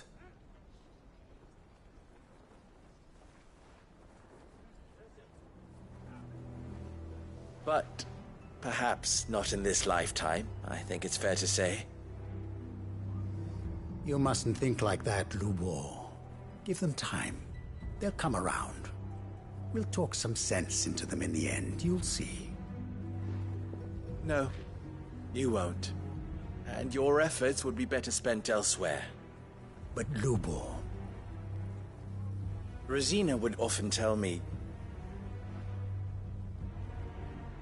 that steel does not lie, that a blade is a reflection of the smith who forged it. To yourself be true, that was her point. Rather an ironic one when you consider that her life was taken with a blade of her own making. But I do not doubt that she was always true to herself and what she believed in, right to the end. And so must I be. I must do what I know to be right, no matter what others might think of me. And now, I know what that is. I must embrace my new role of villain so that the people of Dalimil have something to unite against. For only united can they hope to stand against the threat that awaits them. I'll need to make a suitably dramatic exit, of course. Don't go, Lubor. You're the only one who was ever kind to us. We'll be all alone. Again. Trust me, little ones. It is for the best that I go. Not only for the town, but for you, too. How could it possibly be for the best? These children need you. The least you can do is give the townspeople a chance to change their minds. I would not take it, Victor. It's over. Over, you say? And so just like that, you're going to throw this town and these children to the wolves? I thought you were better than this. But it seems you had me fooled as well. Victor. Forget it. Do what you will. You sure you're making the right choice, Lubor? Of those available to me, I believe it's the best one. Yes. Ah, but where are my manners? Here. A reward for clearing out that bandit camp. Right then. I have packing to do. If there's anything I can do. Anything. I'll bear it in mind. Thank you.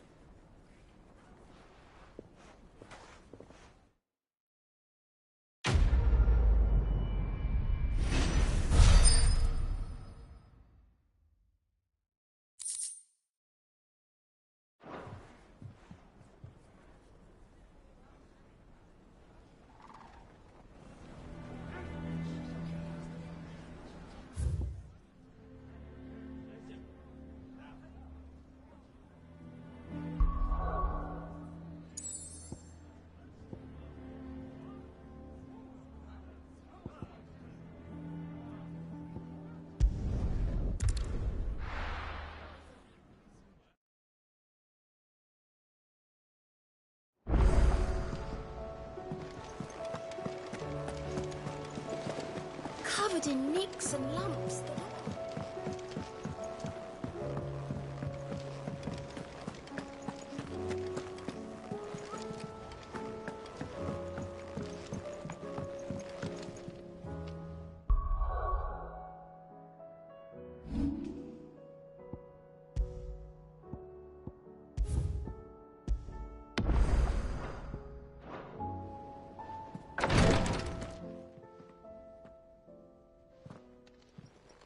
are you feeling, Joshua? Better than I was. But not nearly as well as you should be. Your cuts and burns may have healed, but your body still bears the burden of every spell cast. And what would you have had me do? It was no ordinary foe we faced. It was the Warden of Darkness. Yet still, it was not enough. The king could have ended me at any moment, but instead chose to toy with me like a curl does a mouse. You underestimate yourself. Oh, it was crystal clear. Only one man established his dominance that day, and that man was Barnabas. I'm sorry, brother. That was ill-spoken. It's just, I have never felt so powerless. And when so many are looking to us for strength, perhaps the prince feels the same.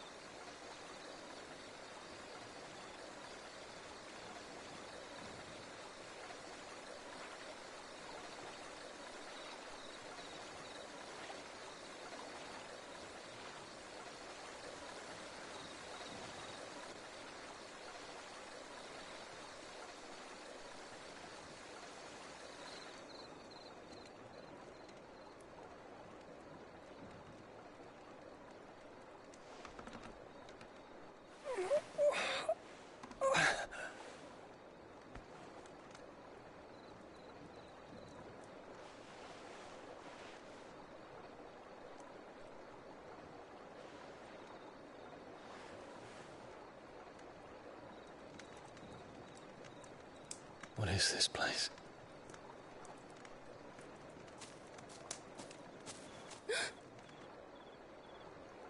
Don't move.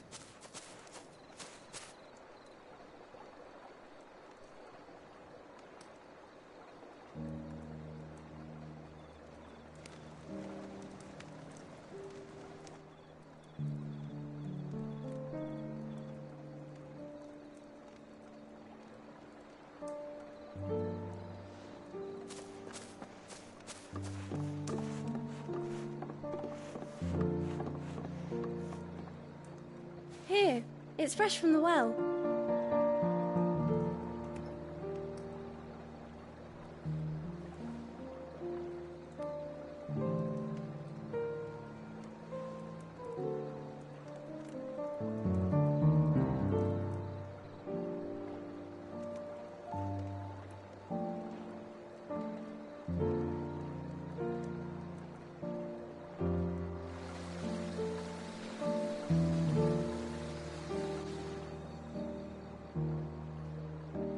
Grandmother told me spirits sometimes get lost, and that the lanterns guide them to their proper place.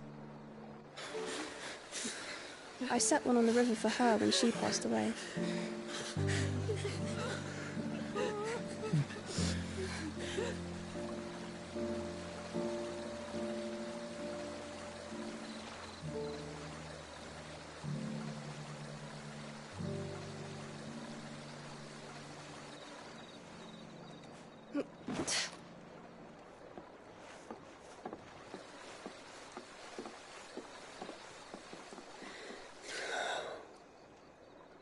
The fiend works from the shadows. Was it you who guided my hand then, Ultima? No, not you. This is my doing, my fault, my sin to bear. And for it, I must atone. Your hurts are healing nicely. It was my poultices that saw you well. You make them? And sell them, or try to. Earns me enough for bread, most days. Forgive me. I have nothing to... I know, but I couldn't just leave you lying there.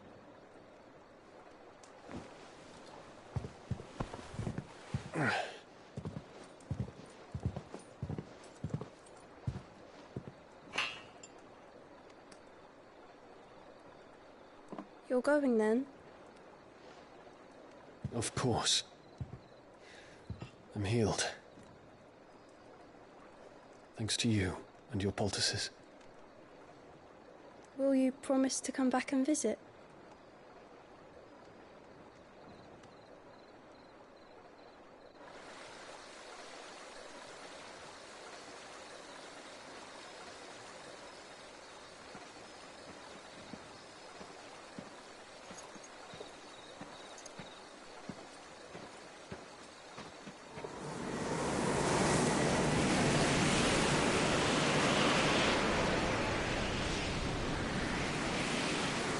Well, Phoenix, it would seem that I owe you my wings.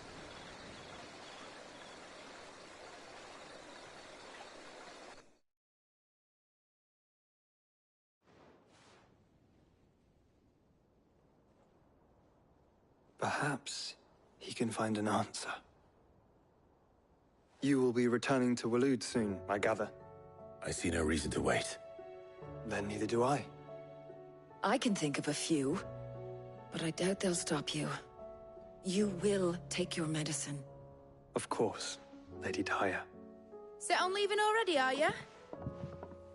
How long will it take us to get back to Ash? Dunno, about the same amount of time it took us to get here. Maybe less, if your uncle can find someone trustworthy to patch up the Enterprise. All depends on where we're putting into port, mind. Yes. It's not as if we can put ashore wherever we choose. We have to assume that the whole of Ash is hostile, and that we'll be attacked on sight. Then we must find a place they won't think to look. And I have an idea who might know of one. The Professor! I'll go and tell you come in. While you're plotting our course, I'll be in the shelves with your lawsman. I wish to pick his brains about Ultima. Then I'll talk to Karen about supplies for the journey. They may not be easy to come by in Ash.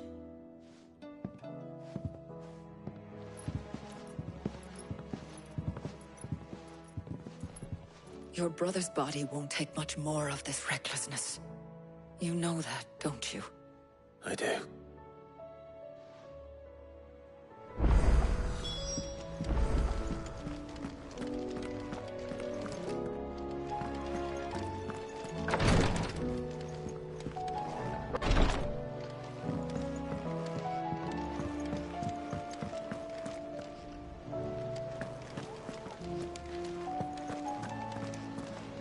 I still say it were a compliment. Ain't all you like. It doesn't.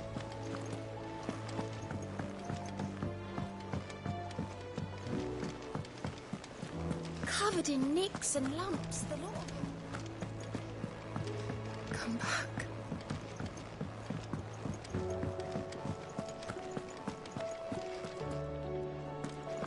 This Joe's awfully thin these days.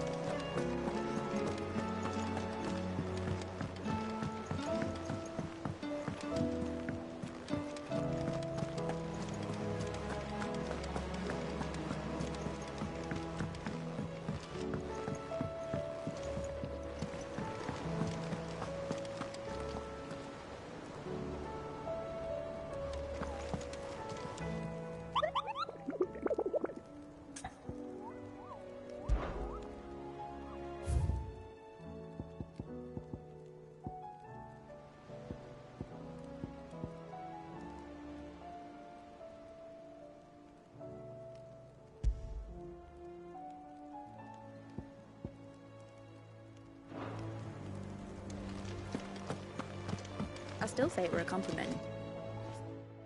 Ah, Clive. I was wondering when you'd arrive. Please tell me you've come to take our young prodigy here off my hands. I'm not here for Mid. I need information on Ash. Then why not ask Molly if you can look in one of her ovens? Go on. As soon as the Enterprise is ready, we'll be setting out for Drake's Spine. And we're going to need a safe place to land. Preferably one that won't see my ship blown to shit and splinters. If it were that easy, do you think Waloed would have resisted invasion for so long? Very little is known of Ash, and the information we do have is spotty and outdated. We have the good King Barnabas to thank for that. Waloed's borders have been closed to outsiders since the day he seized the throne. If there is anywhere safe to land, you won't find it on my map. Then tell us what we will find. I'm sure you know better than we do. But no splinters! All right. If it will get you out of my hair. But interrupt me, and it's over. Understood?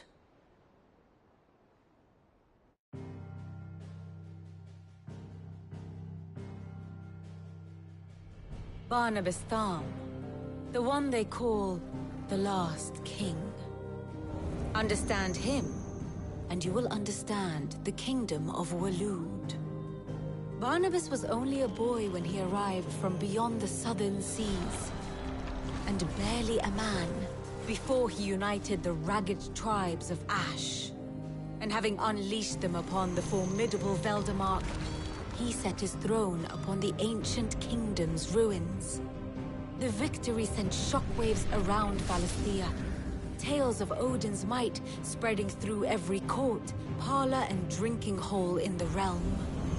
Note that this was in the year 843, and that the king still sits upon his throne some 40 years later, quite untouched by time. Waloed's recent inaction left many wondering if Odin had lost his appetite for war. And yet here we are. The Einherjar was committed to the fray, a bold declaration of intent. Orcs swarm around Drake's Fang, and throngs of Akashic haunt Canva's streets. Though how precisely the havoc they wreak serves Waloed remains unclear. Regardless, if the order to attack truly came from King Barnabas, then one thing is certain. Waloed has achieved the impossible, and made bedfellows of beastmen and the ether-addled alike. All of which is a roundabout way of saying that you will be in unknown territory when you set foot on Ash. Much of the continent has already been lost to the Blight, and what few ports remain will be fiercely guarded.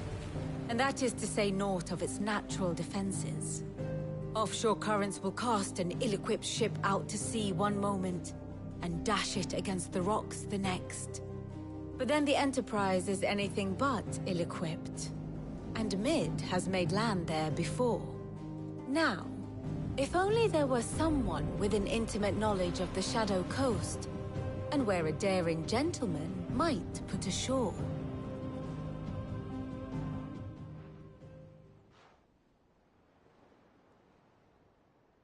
You see, Clive, you had the answer all along. Do you think you can get us back to that beach, Mid? Picked you up from it, didn't I? Not that it were easy. The currents were a right bastard. But then, if it wasn't hard, it wouldn't be worth doing, would it? Well said. Thank you, Lady Vivian. If a few morsels of common knowledge and a sprinkling of tavern talk are worthy of your thanks, I wonder what genuine intelligence might earn me. Probably more visits. Mid, I need everyone in the ale hall now. I'll fetch Joshua from the shelves. Aye, aye, Captain.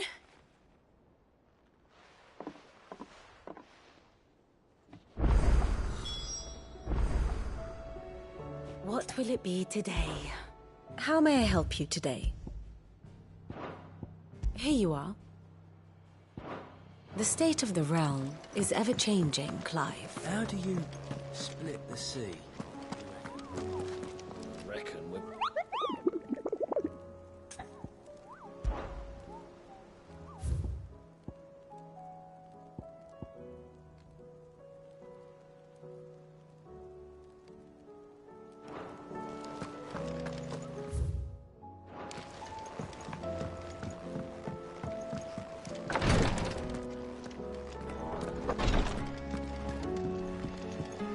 Please, Your Grace, stay strong.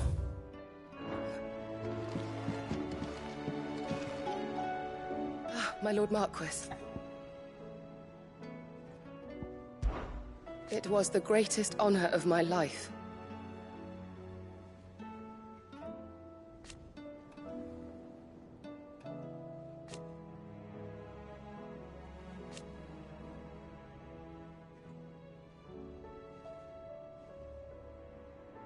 But now, so I bid you. Your companions are kind indeed.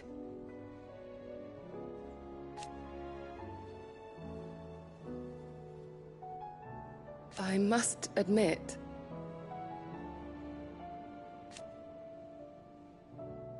but I see now.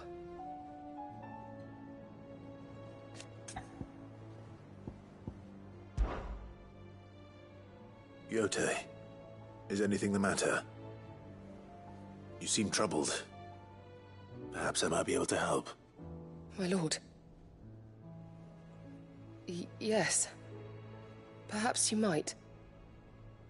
It's your brother. His condition continues to worsen, though he does his best to hide it.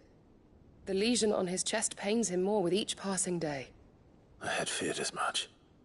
There are certain elixirs which can ease the suffering of those afflicted by the curse, but... But His Grace's case is severe. The drafts I have been able to prepare for him thus far have ceased to have any real effect. So I consulted with Tarja and certain of my comrades among the Undying about the possibility of finding something stronger. And thankfully, a recipe was found. The only problem being that the critical ingredient is exceptionally hard to come by, and our supplies are almost exhausted. Unless we can secure more soon, your brother's anguish will likely become unbearable. My lord, I know that I have no right to make demands of you. But would you help? For Joshua's sake.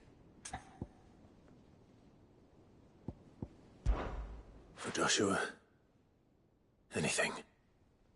Thank you, my lord. So, what is this critical ingredient? A rare herb by the name of stonerwort. It grows only where the ether is densest. The vigor it stores in its stems helps to counteract the curse. We discovered a patch near the aqueduct in Rosaria. But alas, yet more ether has erupted from the earth there recently, leaving the whole area flooded. The search continues for a new source. One that we might reach without being turned. So it's only that you can't reach it? The stonerwort itself is unharmed by the flood? Well, yes, but... Then I shall go in your stead. But, my lord... You've yet to find another source, correct? So for now, the aqueduct is our best hope. Besides, I'm a dominant. The ether can't hurt me. Well, if you're sure, my lord. Stonerwort is easily identified by its blood-red blooms. Search around the aqueduct, and you're sure to find some soon enough. I shall remain here and prepare the other ingredients.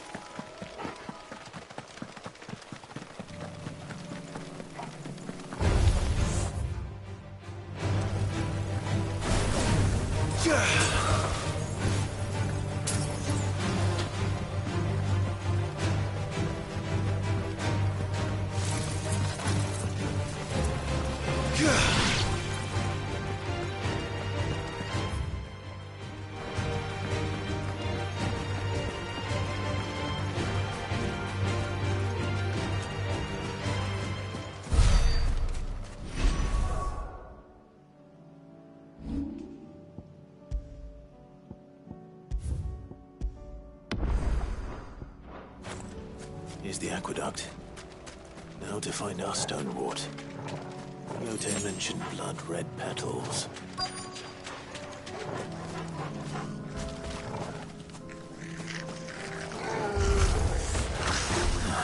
That's my luck. Well, I'm not getting anything to egg on. There's only one thing for it.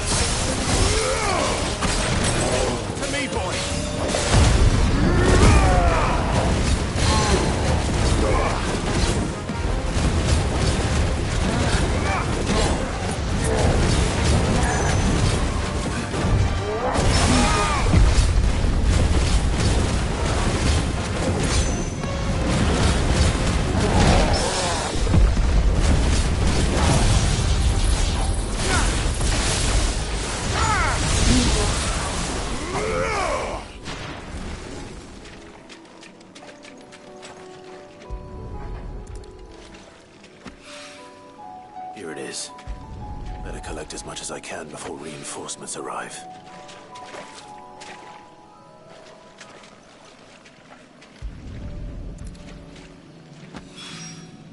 All right. That should do it. Let's get these back to Yote.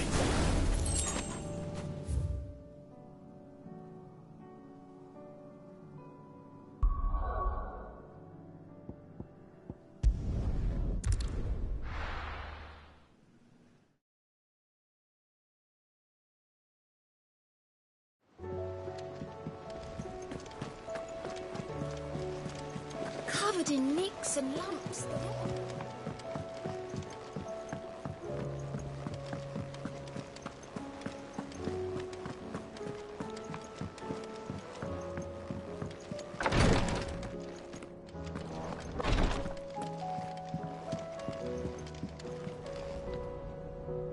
Yote, I brought back all the stone and water I could find. Will this be enough?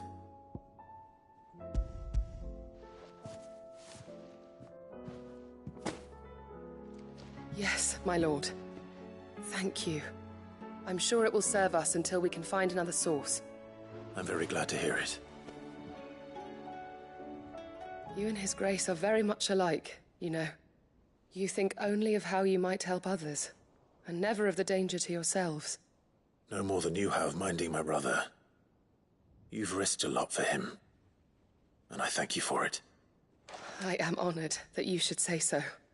But I beg you, my lord, do not give too much of yourself for the sake of others. We could not afford to lose you. I'll keep that in mind.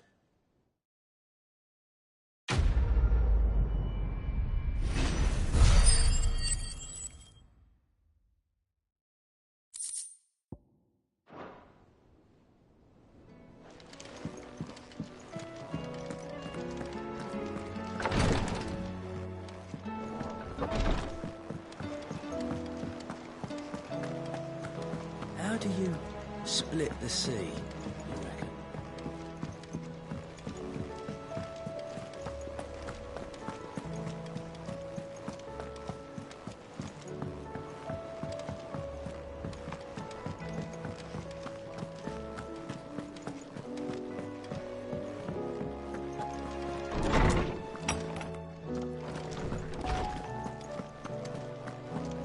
I have no reason to assume.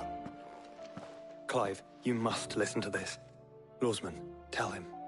Do you recall when we spoke before on the divinity of Ultima? Well, it inspired me to delve deeper into the subject. And what I discovered appears to agree with the findings of His Grace. You will recall that my quest to uncover Ultima's origins began with the mural at Phoenix Gate. But while I've always known it to be important, its secrets have heretofore eluded me. Now, however, I believe I know where to find the more complete example, one that will reveal all we seek. Master Clive, have you ever in your travels chanced to hear of the Circle of Malleus? I would think not, few have.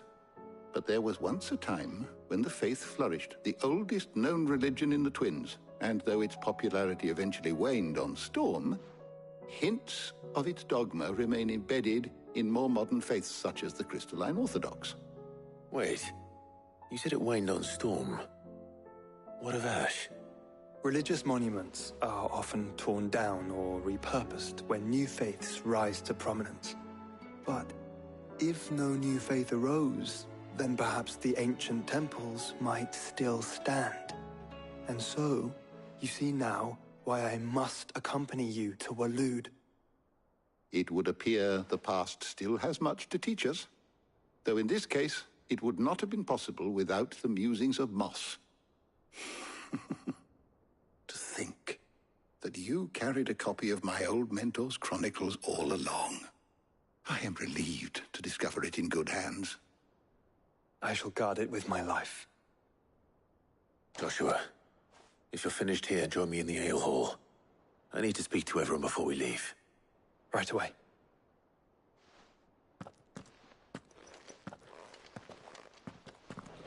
Admits it, I can ride the Enterprise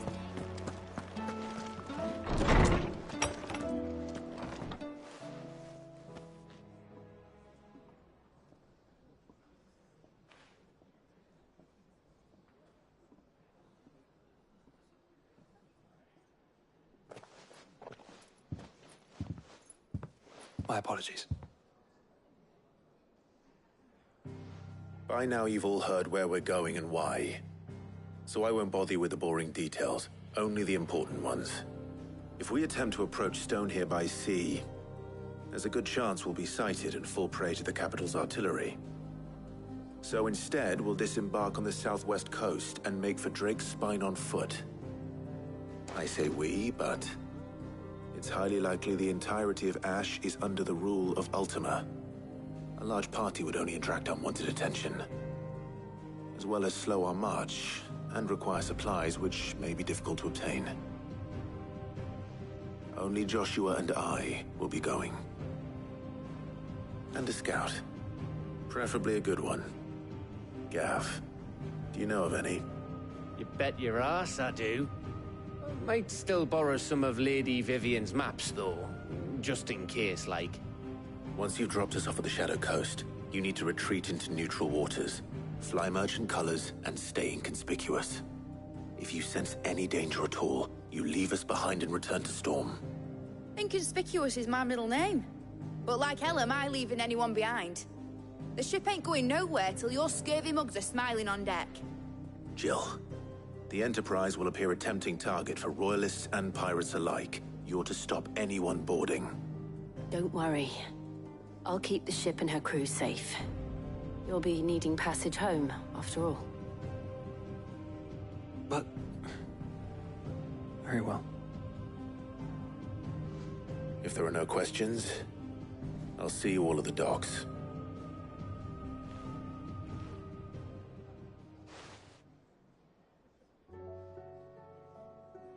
Let me know when you're leaving. I want a word before you go. Of course.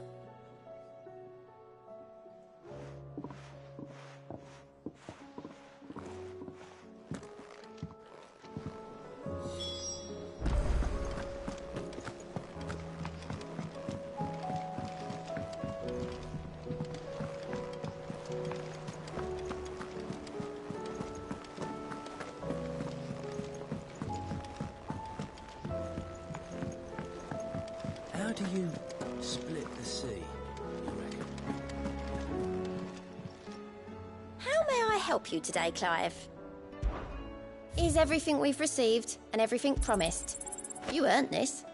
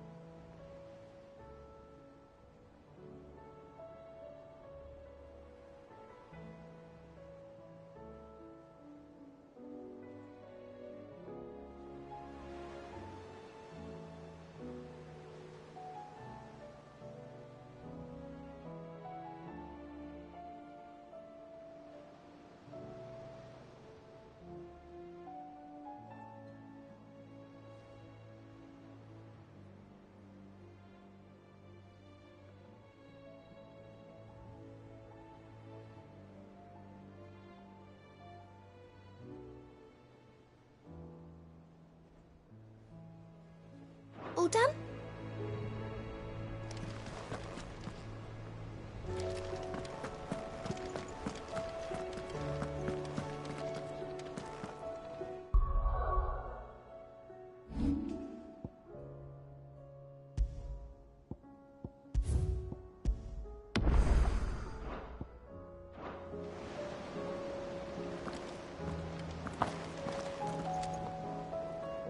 Is something wrong?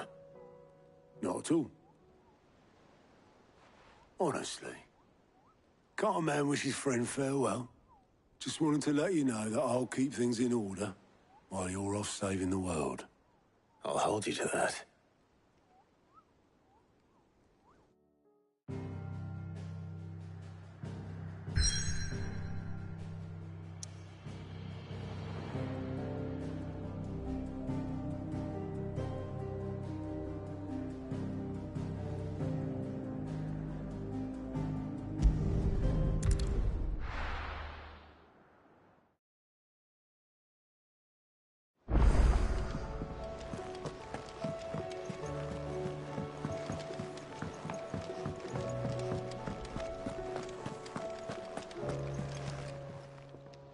Still alive, are you?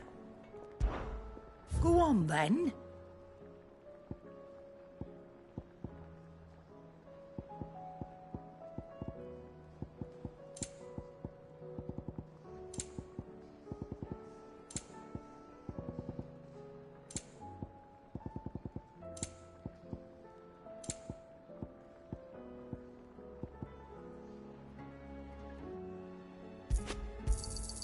It'd better all be here. You're rubbing me blind, you know. Finished, are you? The stew's awful. Trouble with your gear, or the sound of ringing still?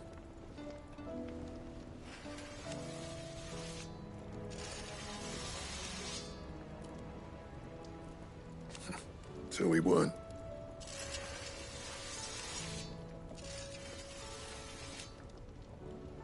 Who knows?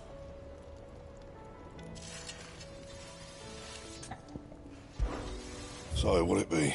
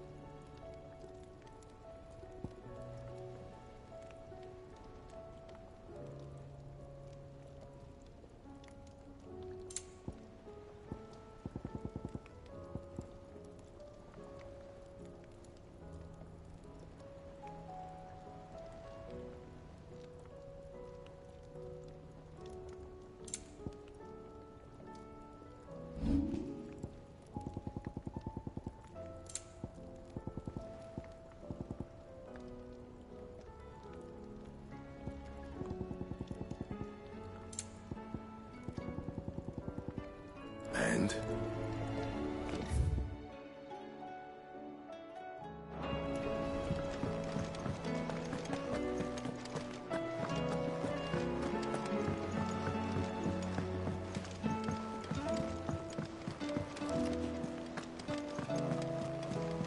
Covered in nicks and lumps.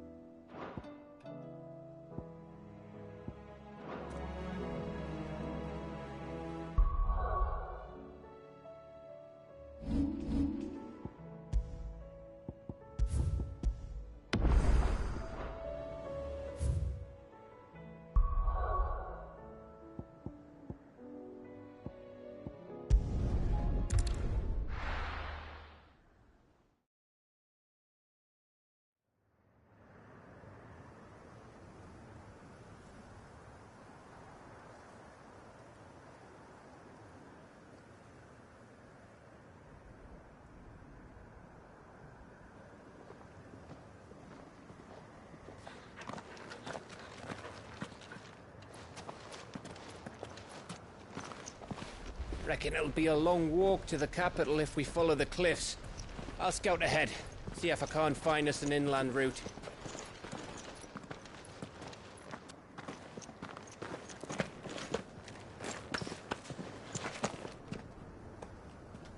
Clive.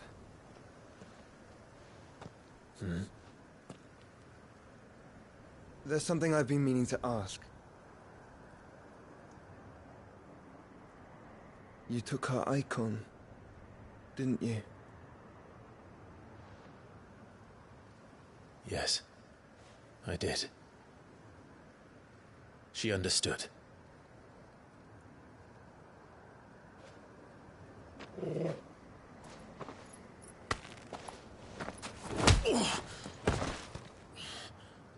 Oh, she understood.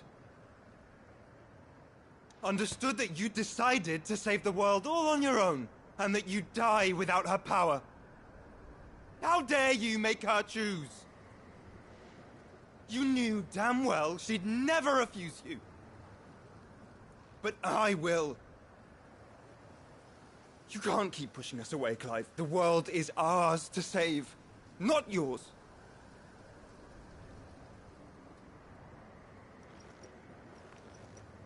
I used my gift because I thought it was the right thing to do.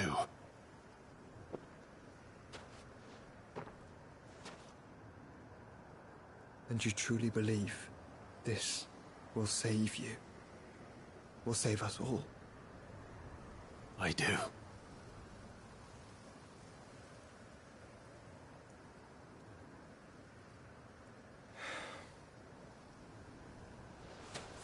Then so be it.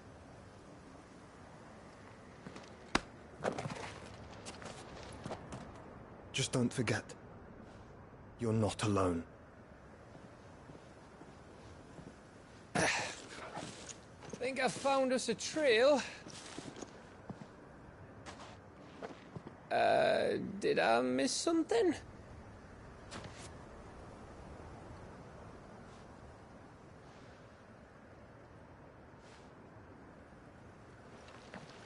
Only that Joshua didn't. I don't get it.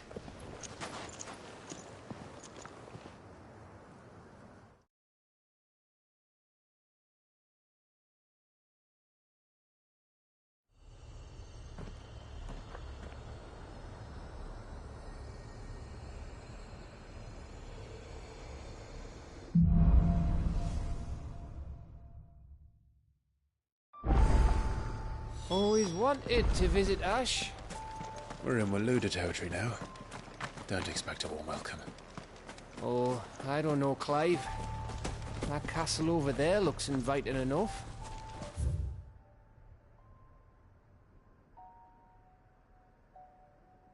Shall we sample its inhabitants' hospitality?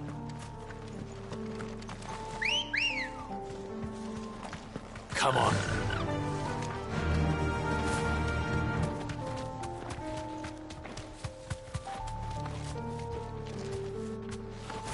Remember what I said about warm welcomes, Gav? Oh, this place is as dead as Grieger's ghost.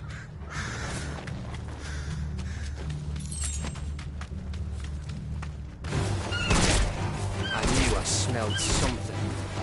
I see only orbs and caching.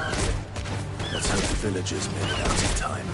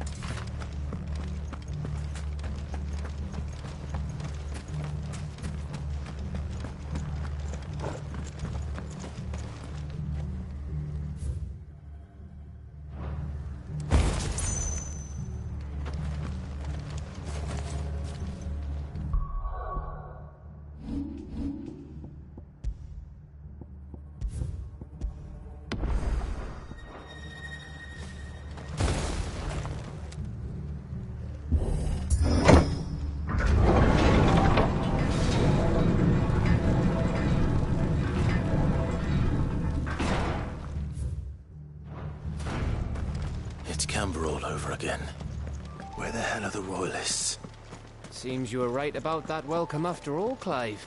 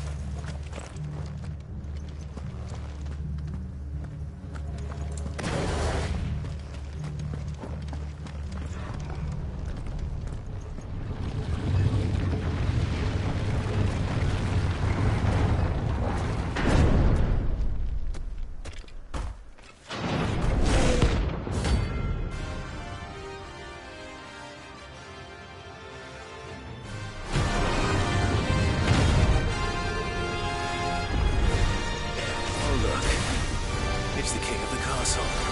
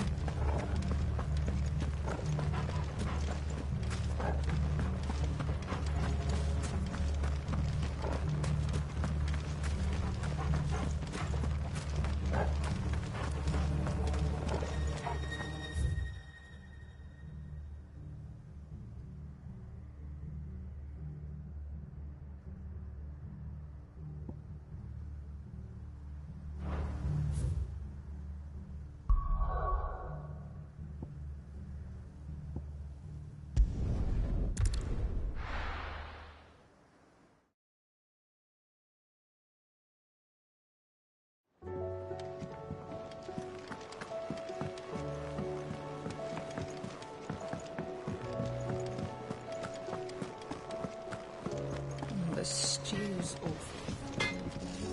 So what do I owe the honor? What do you want?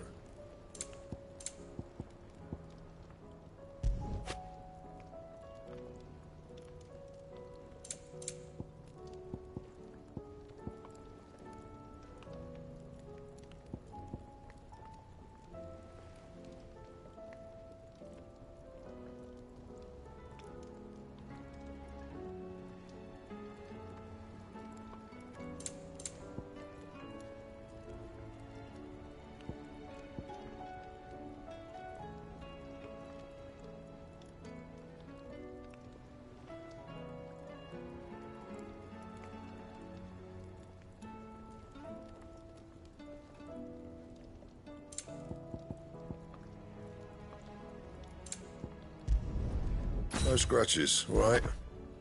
Anything else?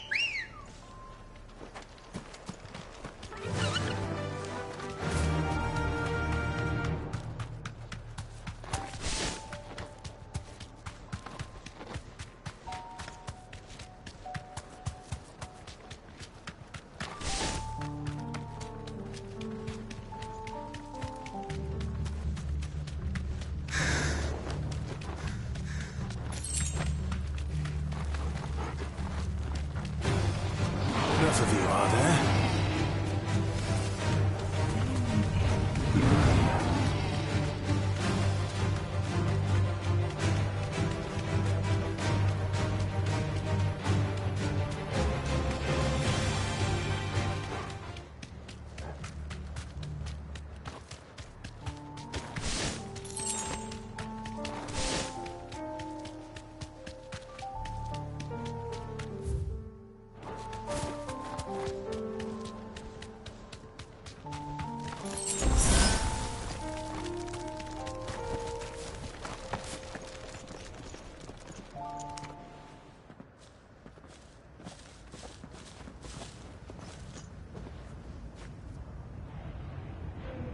Aye, aye.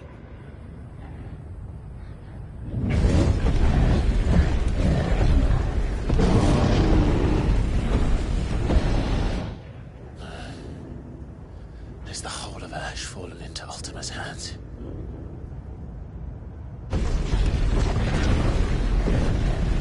That's no peace delegation. We should send a warning to the others. No. My uncle will have an eye on the coast. I trust he'll find a way to entertain any uninvited guests. Our mark is Drake's Spine, and there's a lot of road between us and it. We press on to Stone here. Aye, you never know. It might not be a nest of slavering monsters.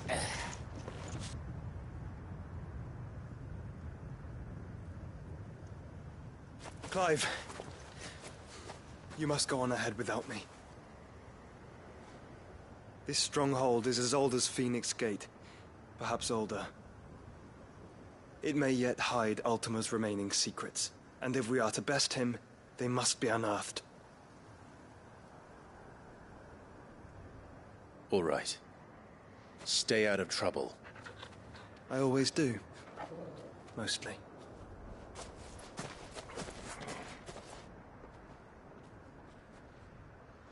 You sure about this?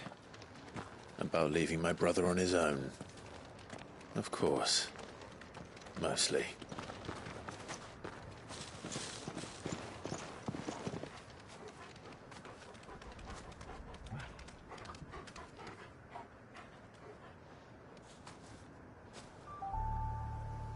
Lady Vivian's map is so old it's hard to tell which way is up. But if I'm right, we're not far from a village called Eastla. Then we make our way there, resupply, and wait for Joshua.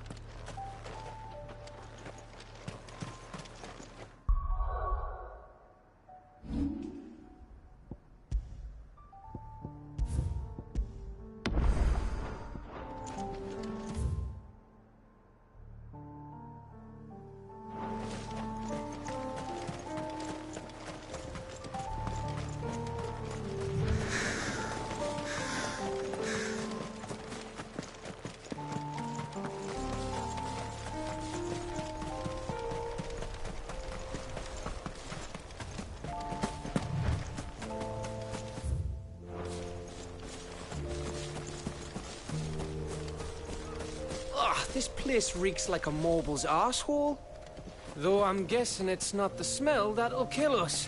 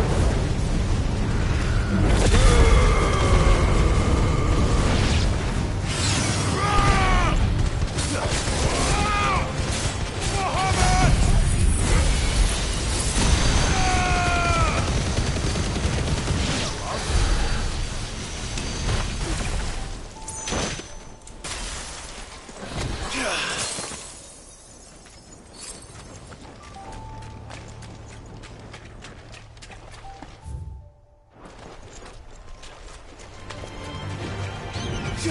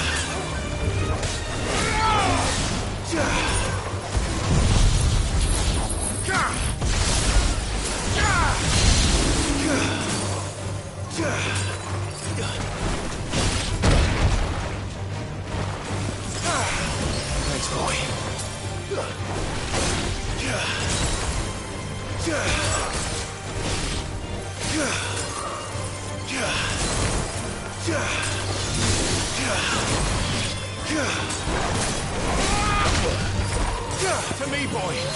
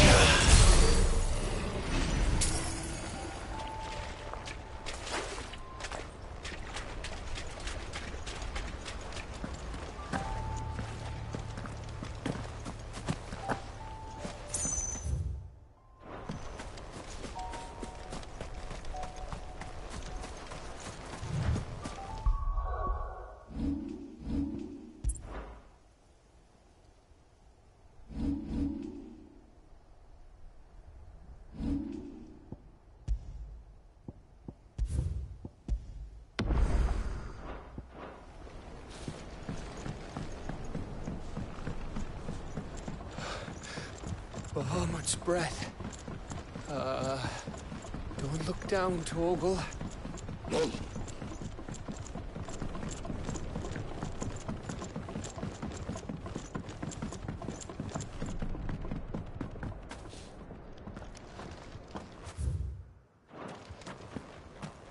That must be Aistla.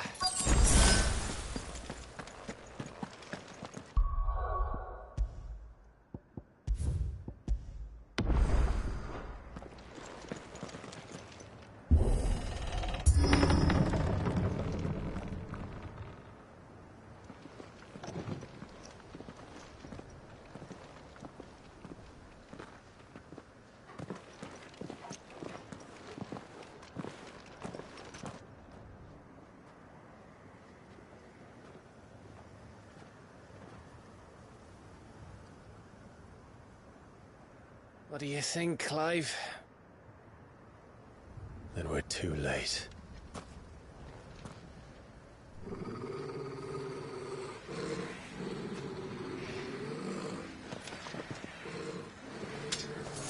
Damn it.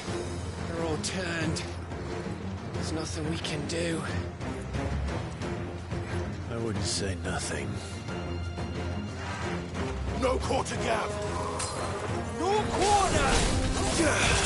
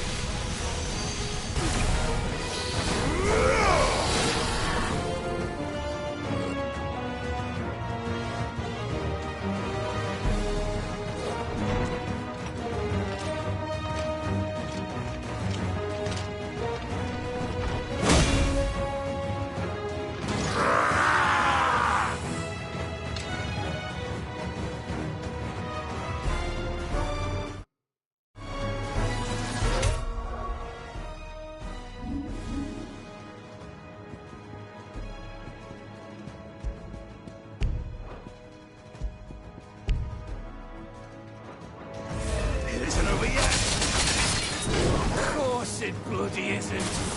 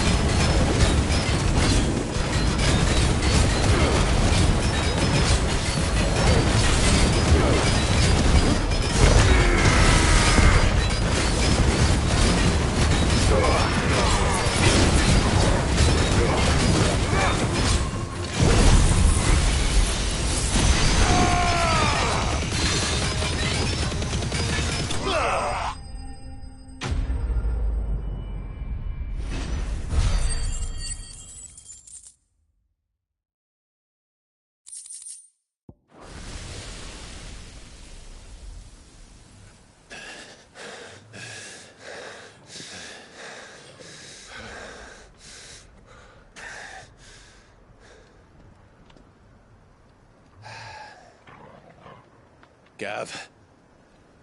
Gav! Don't tell me there's more of the bastards. Oh, fuck.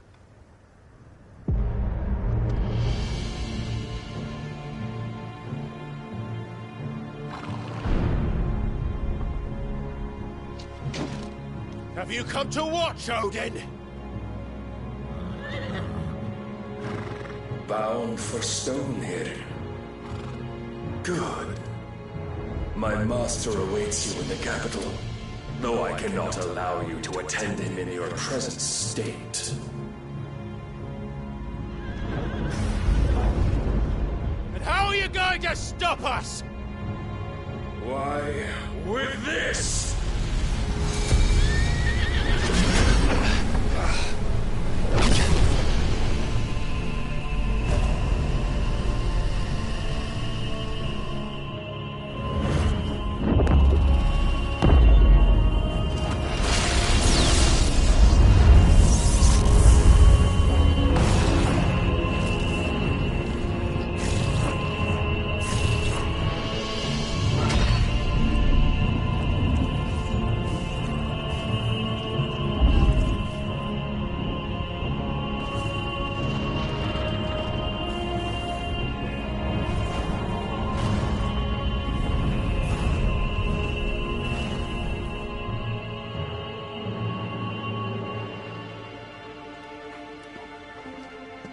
What did you do?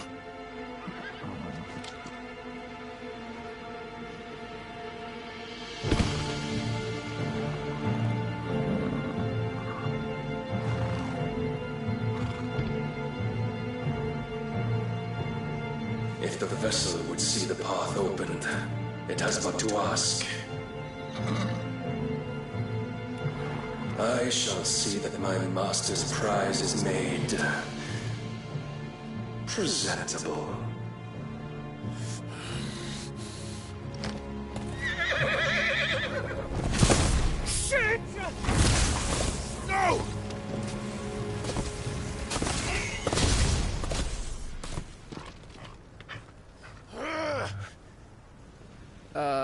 Clive, would you mind telling me what the fuck just happened?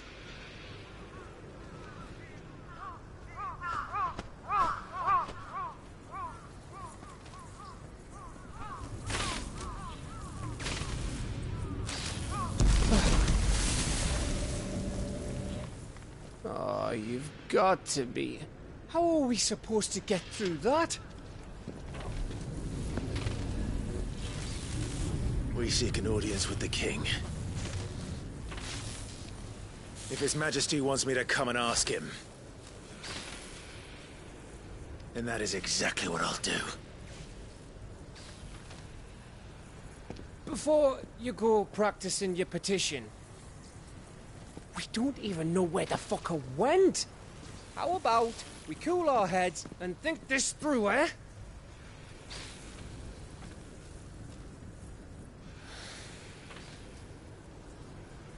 All right. Maybe there's something here we can use.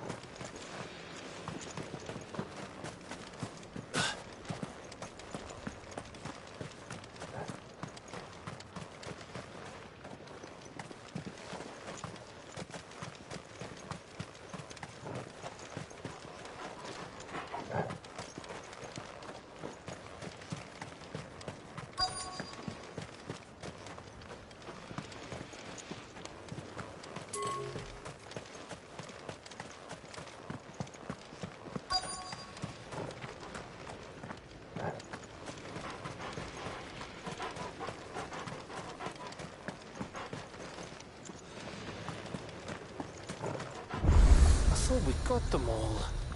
So did I.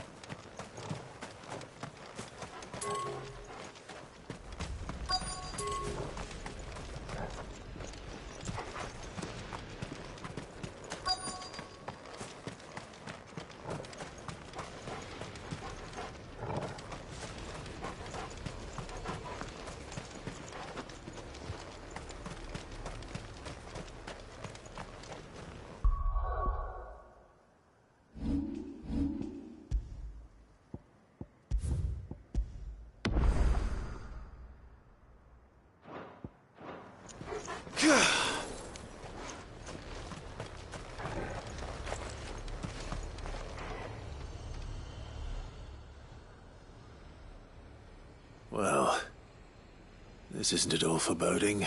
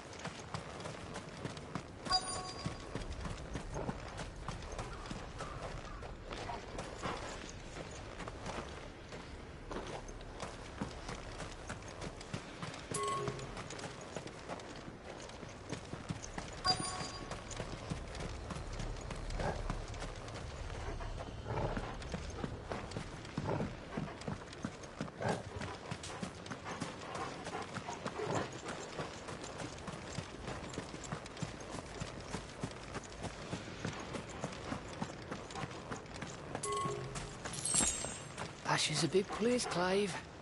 Don't want to be blindly wandering its blighted fields if I don't have to.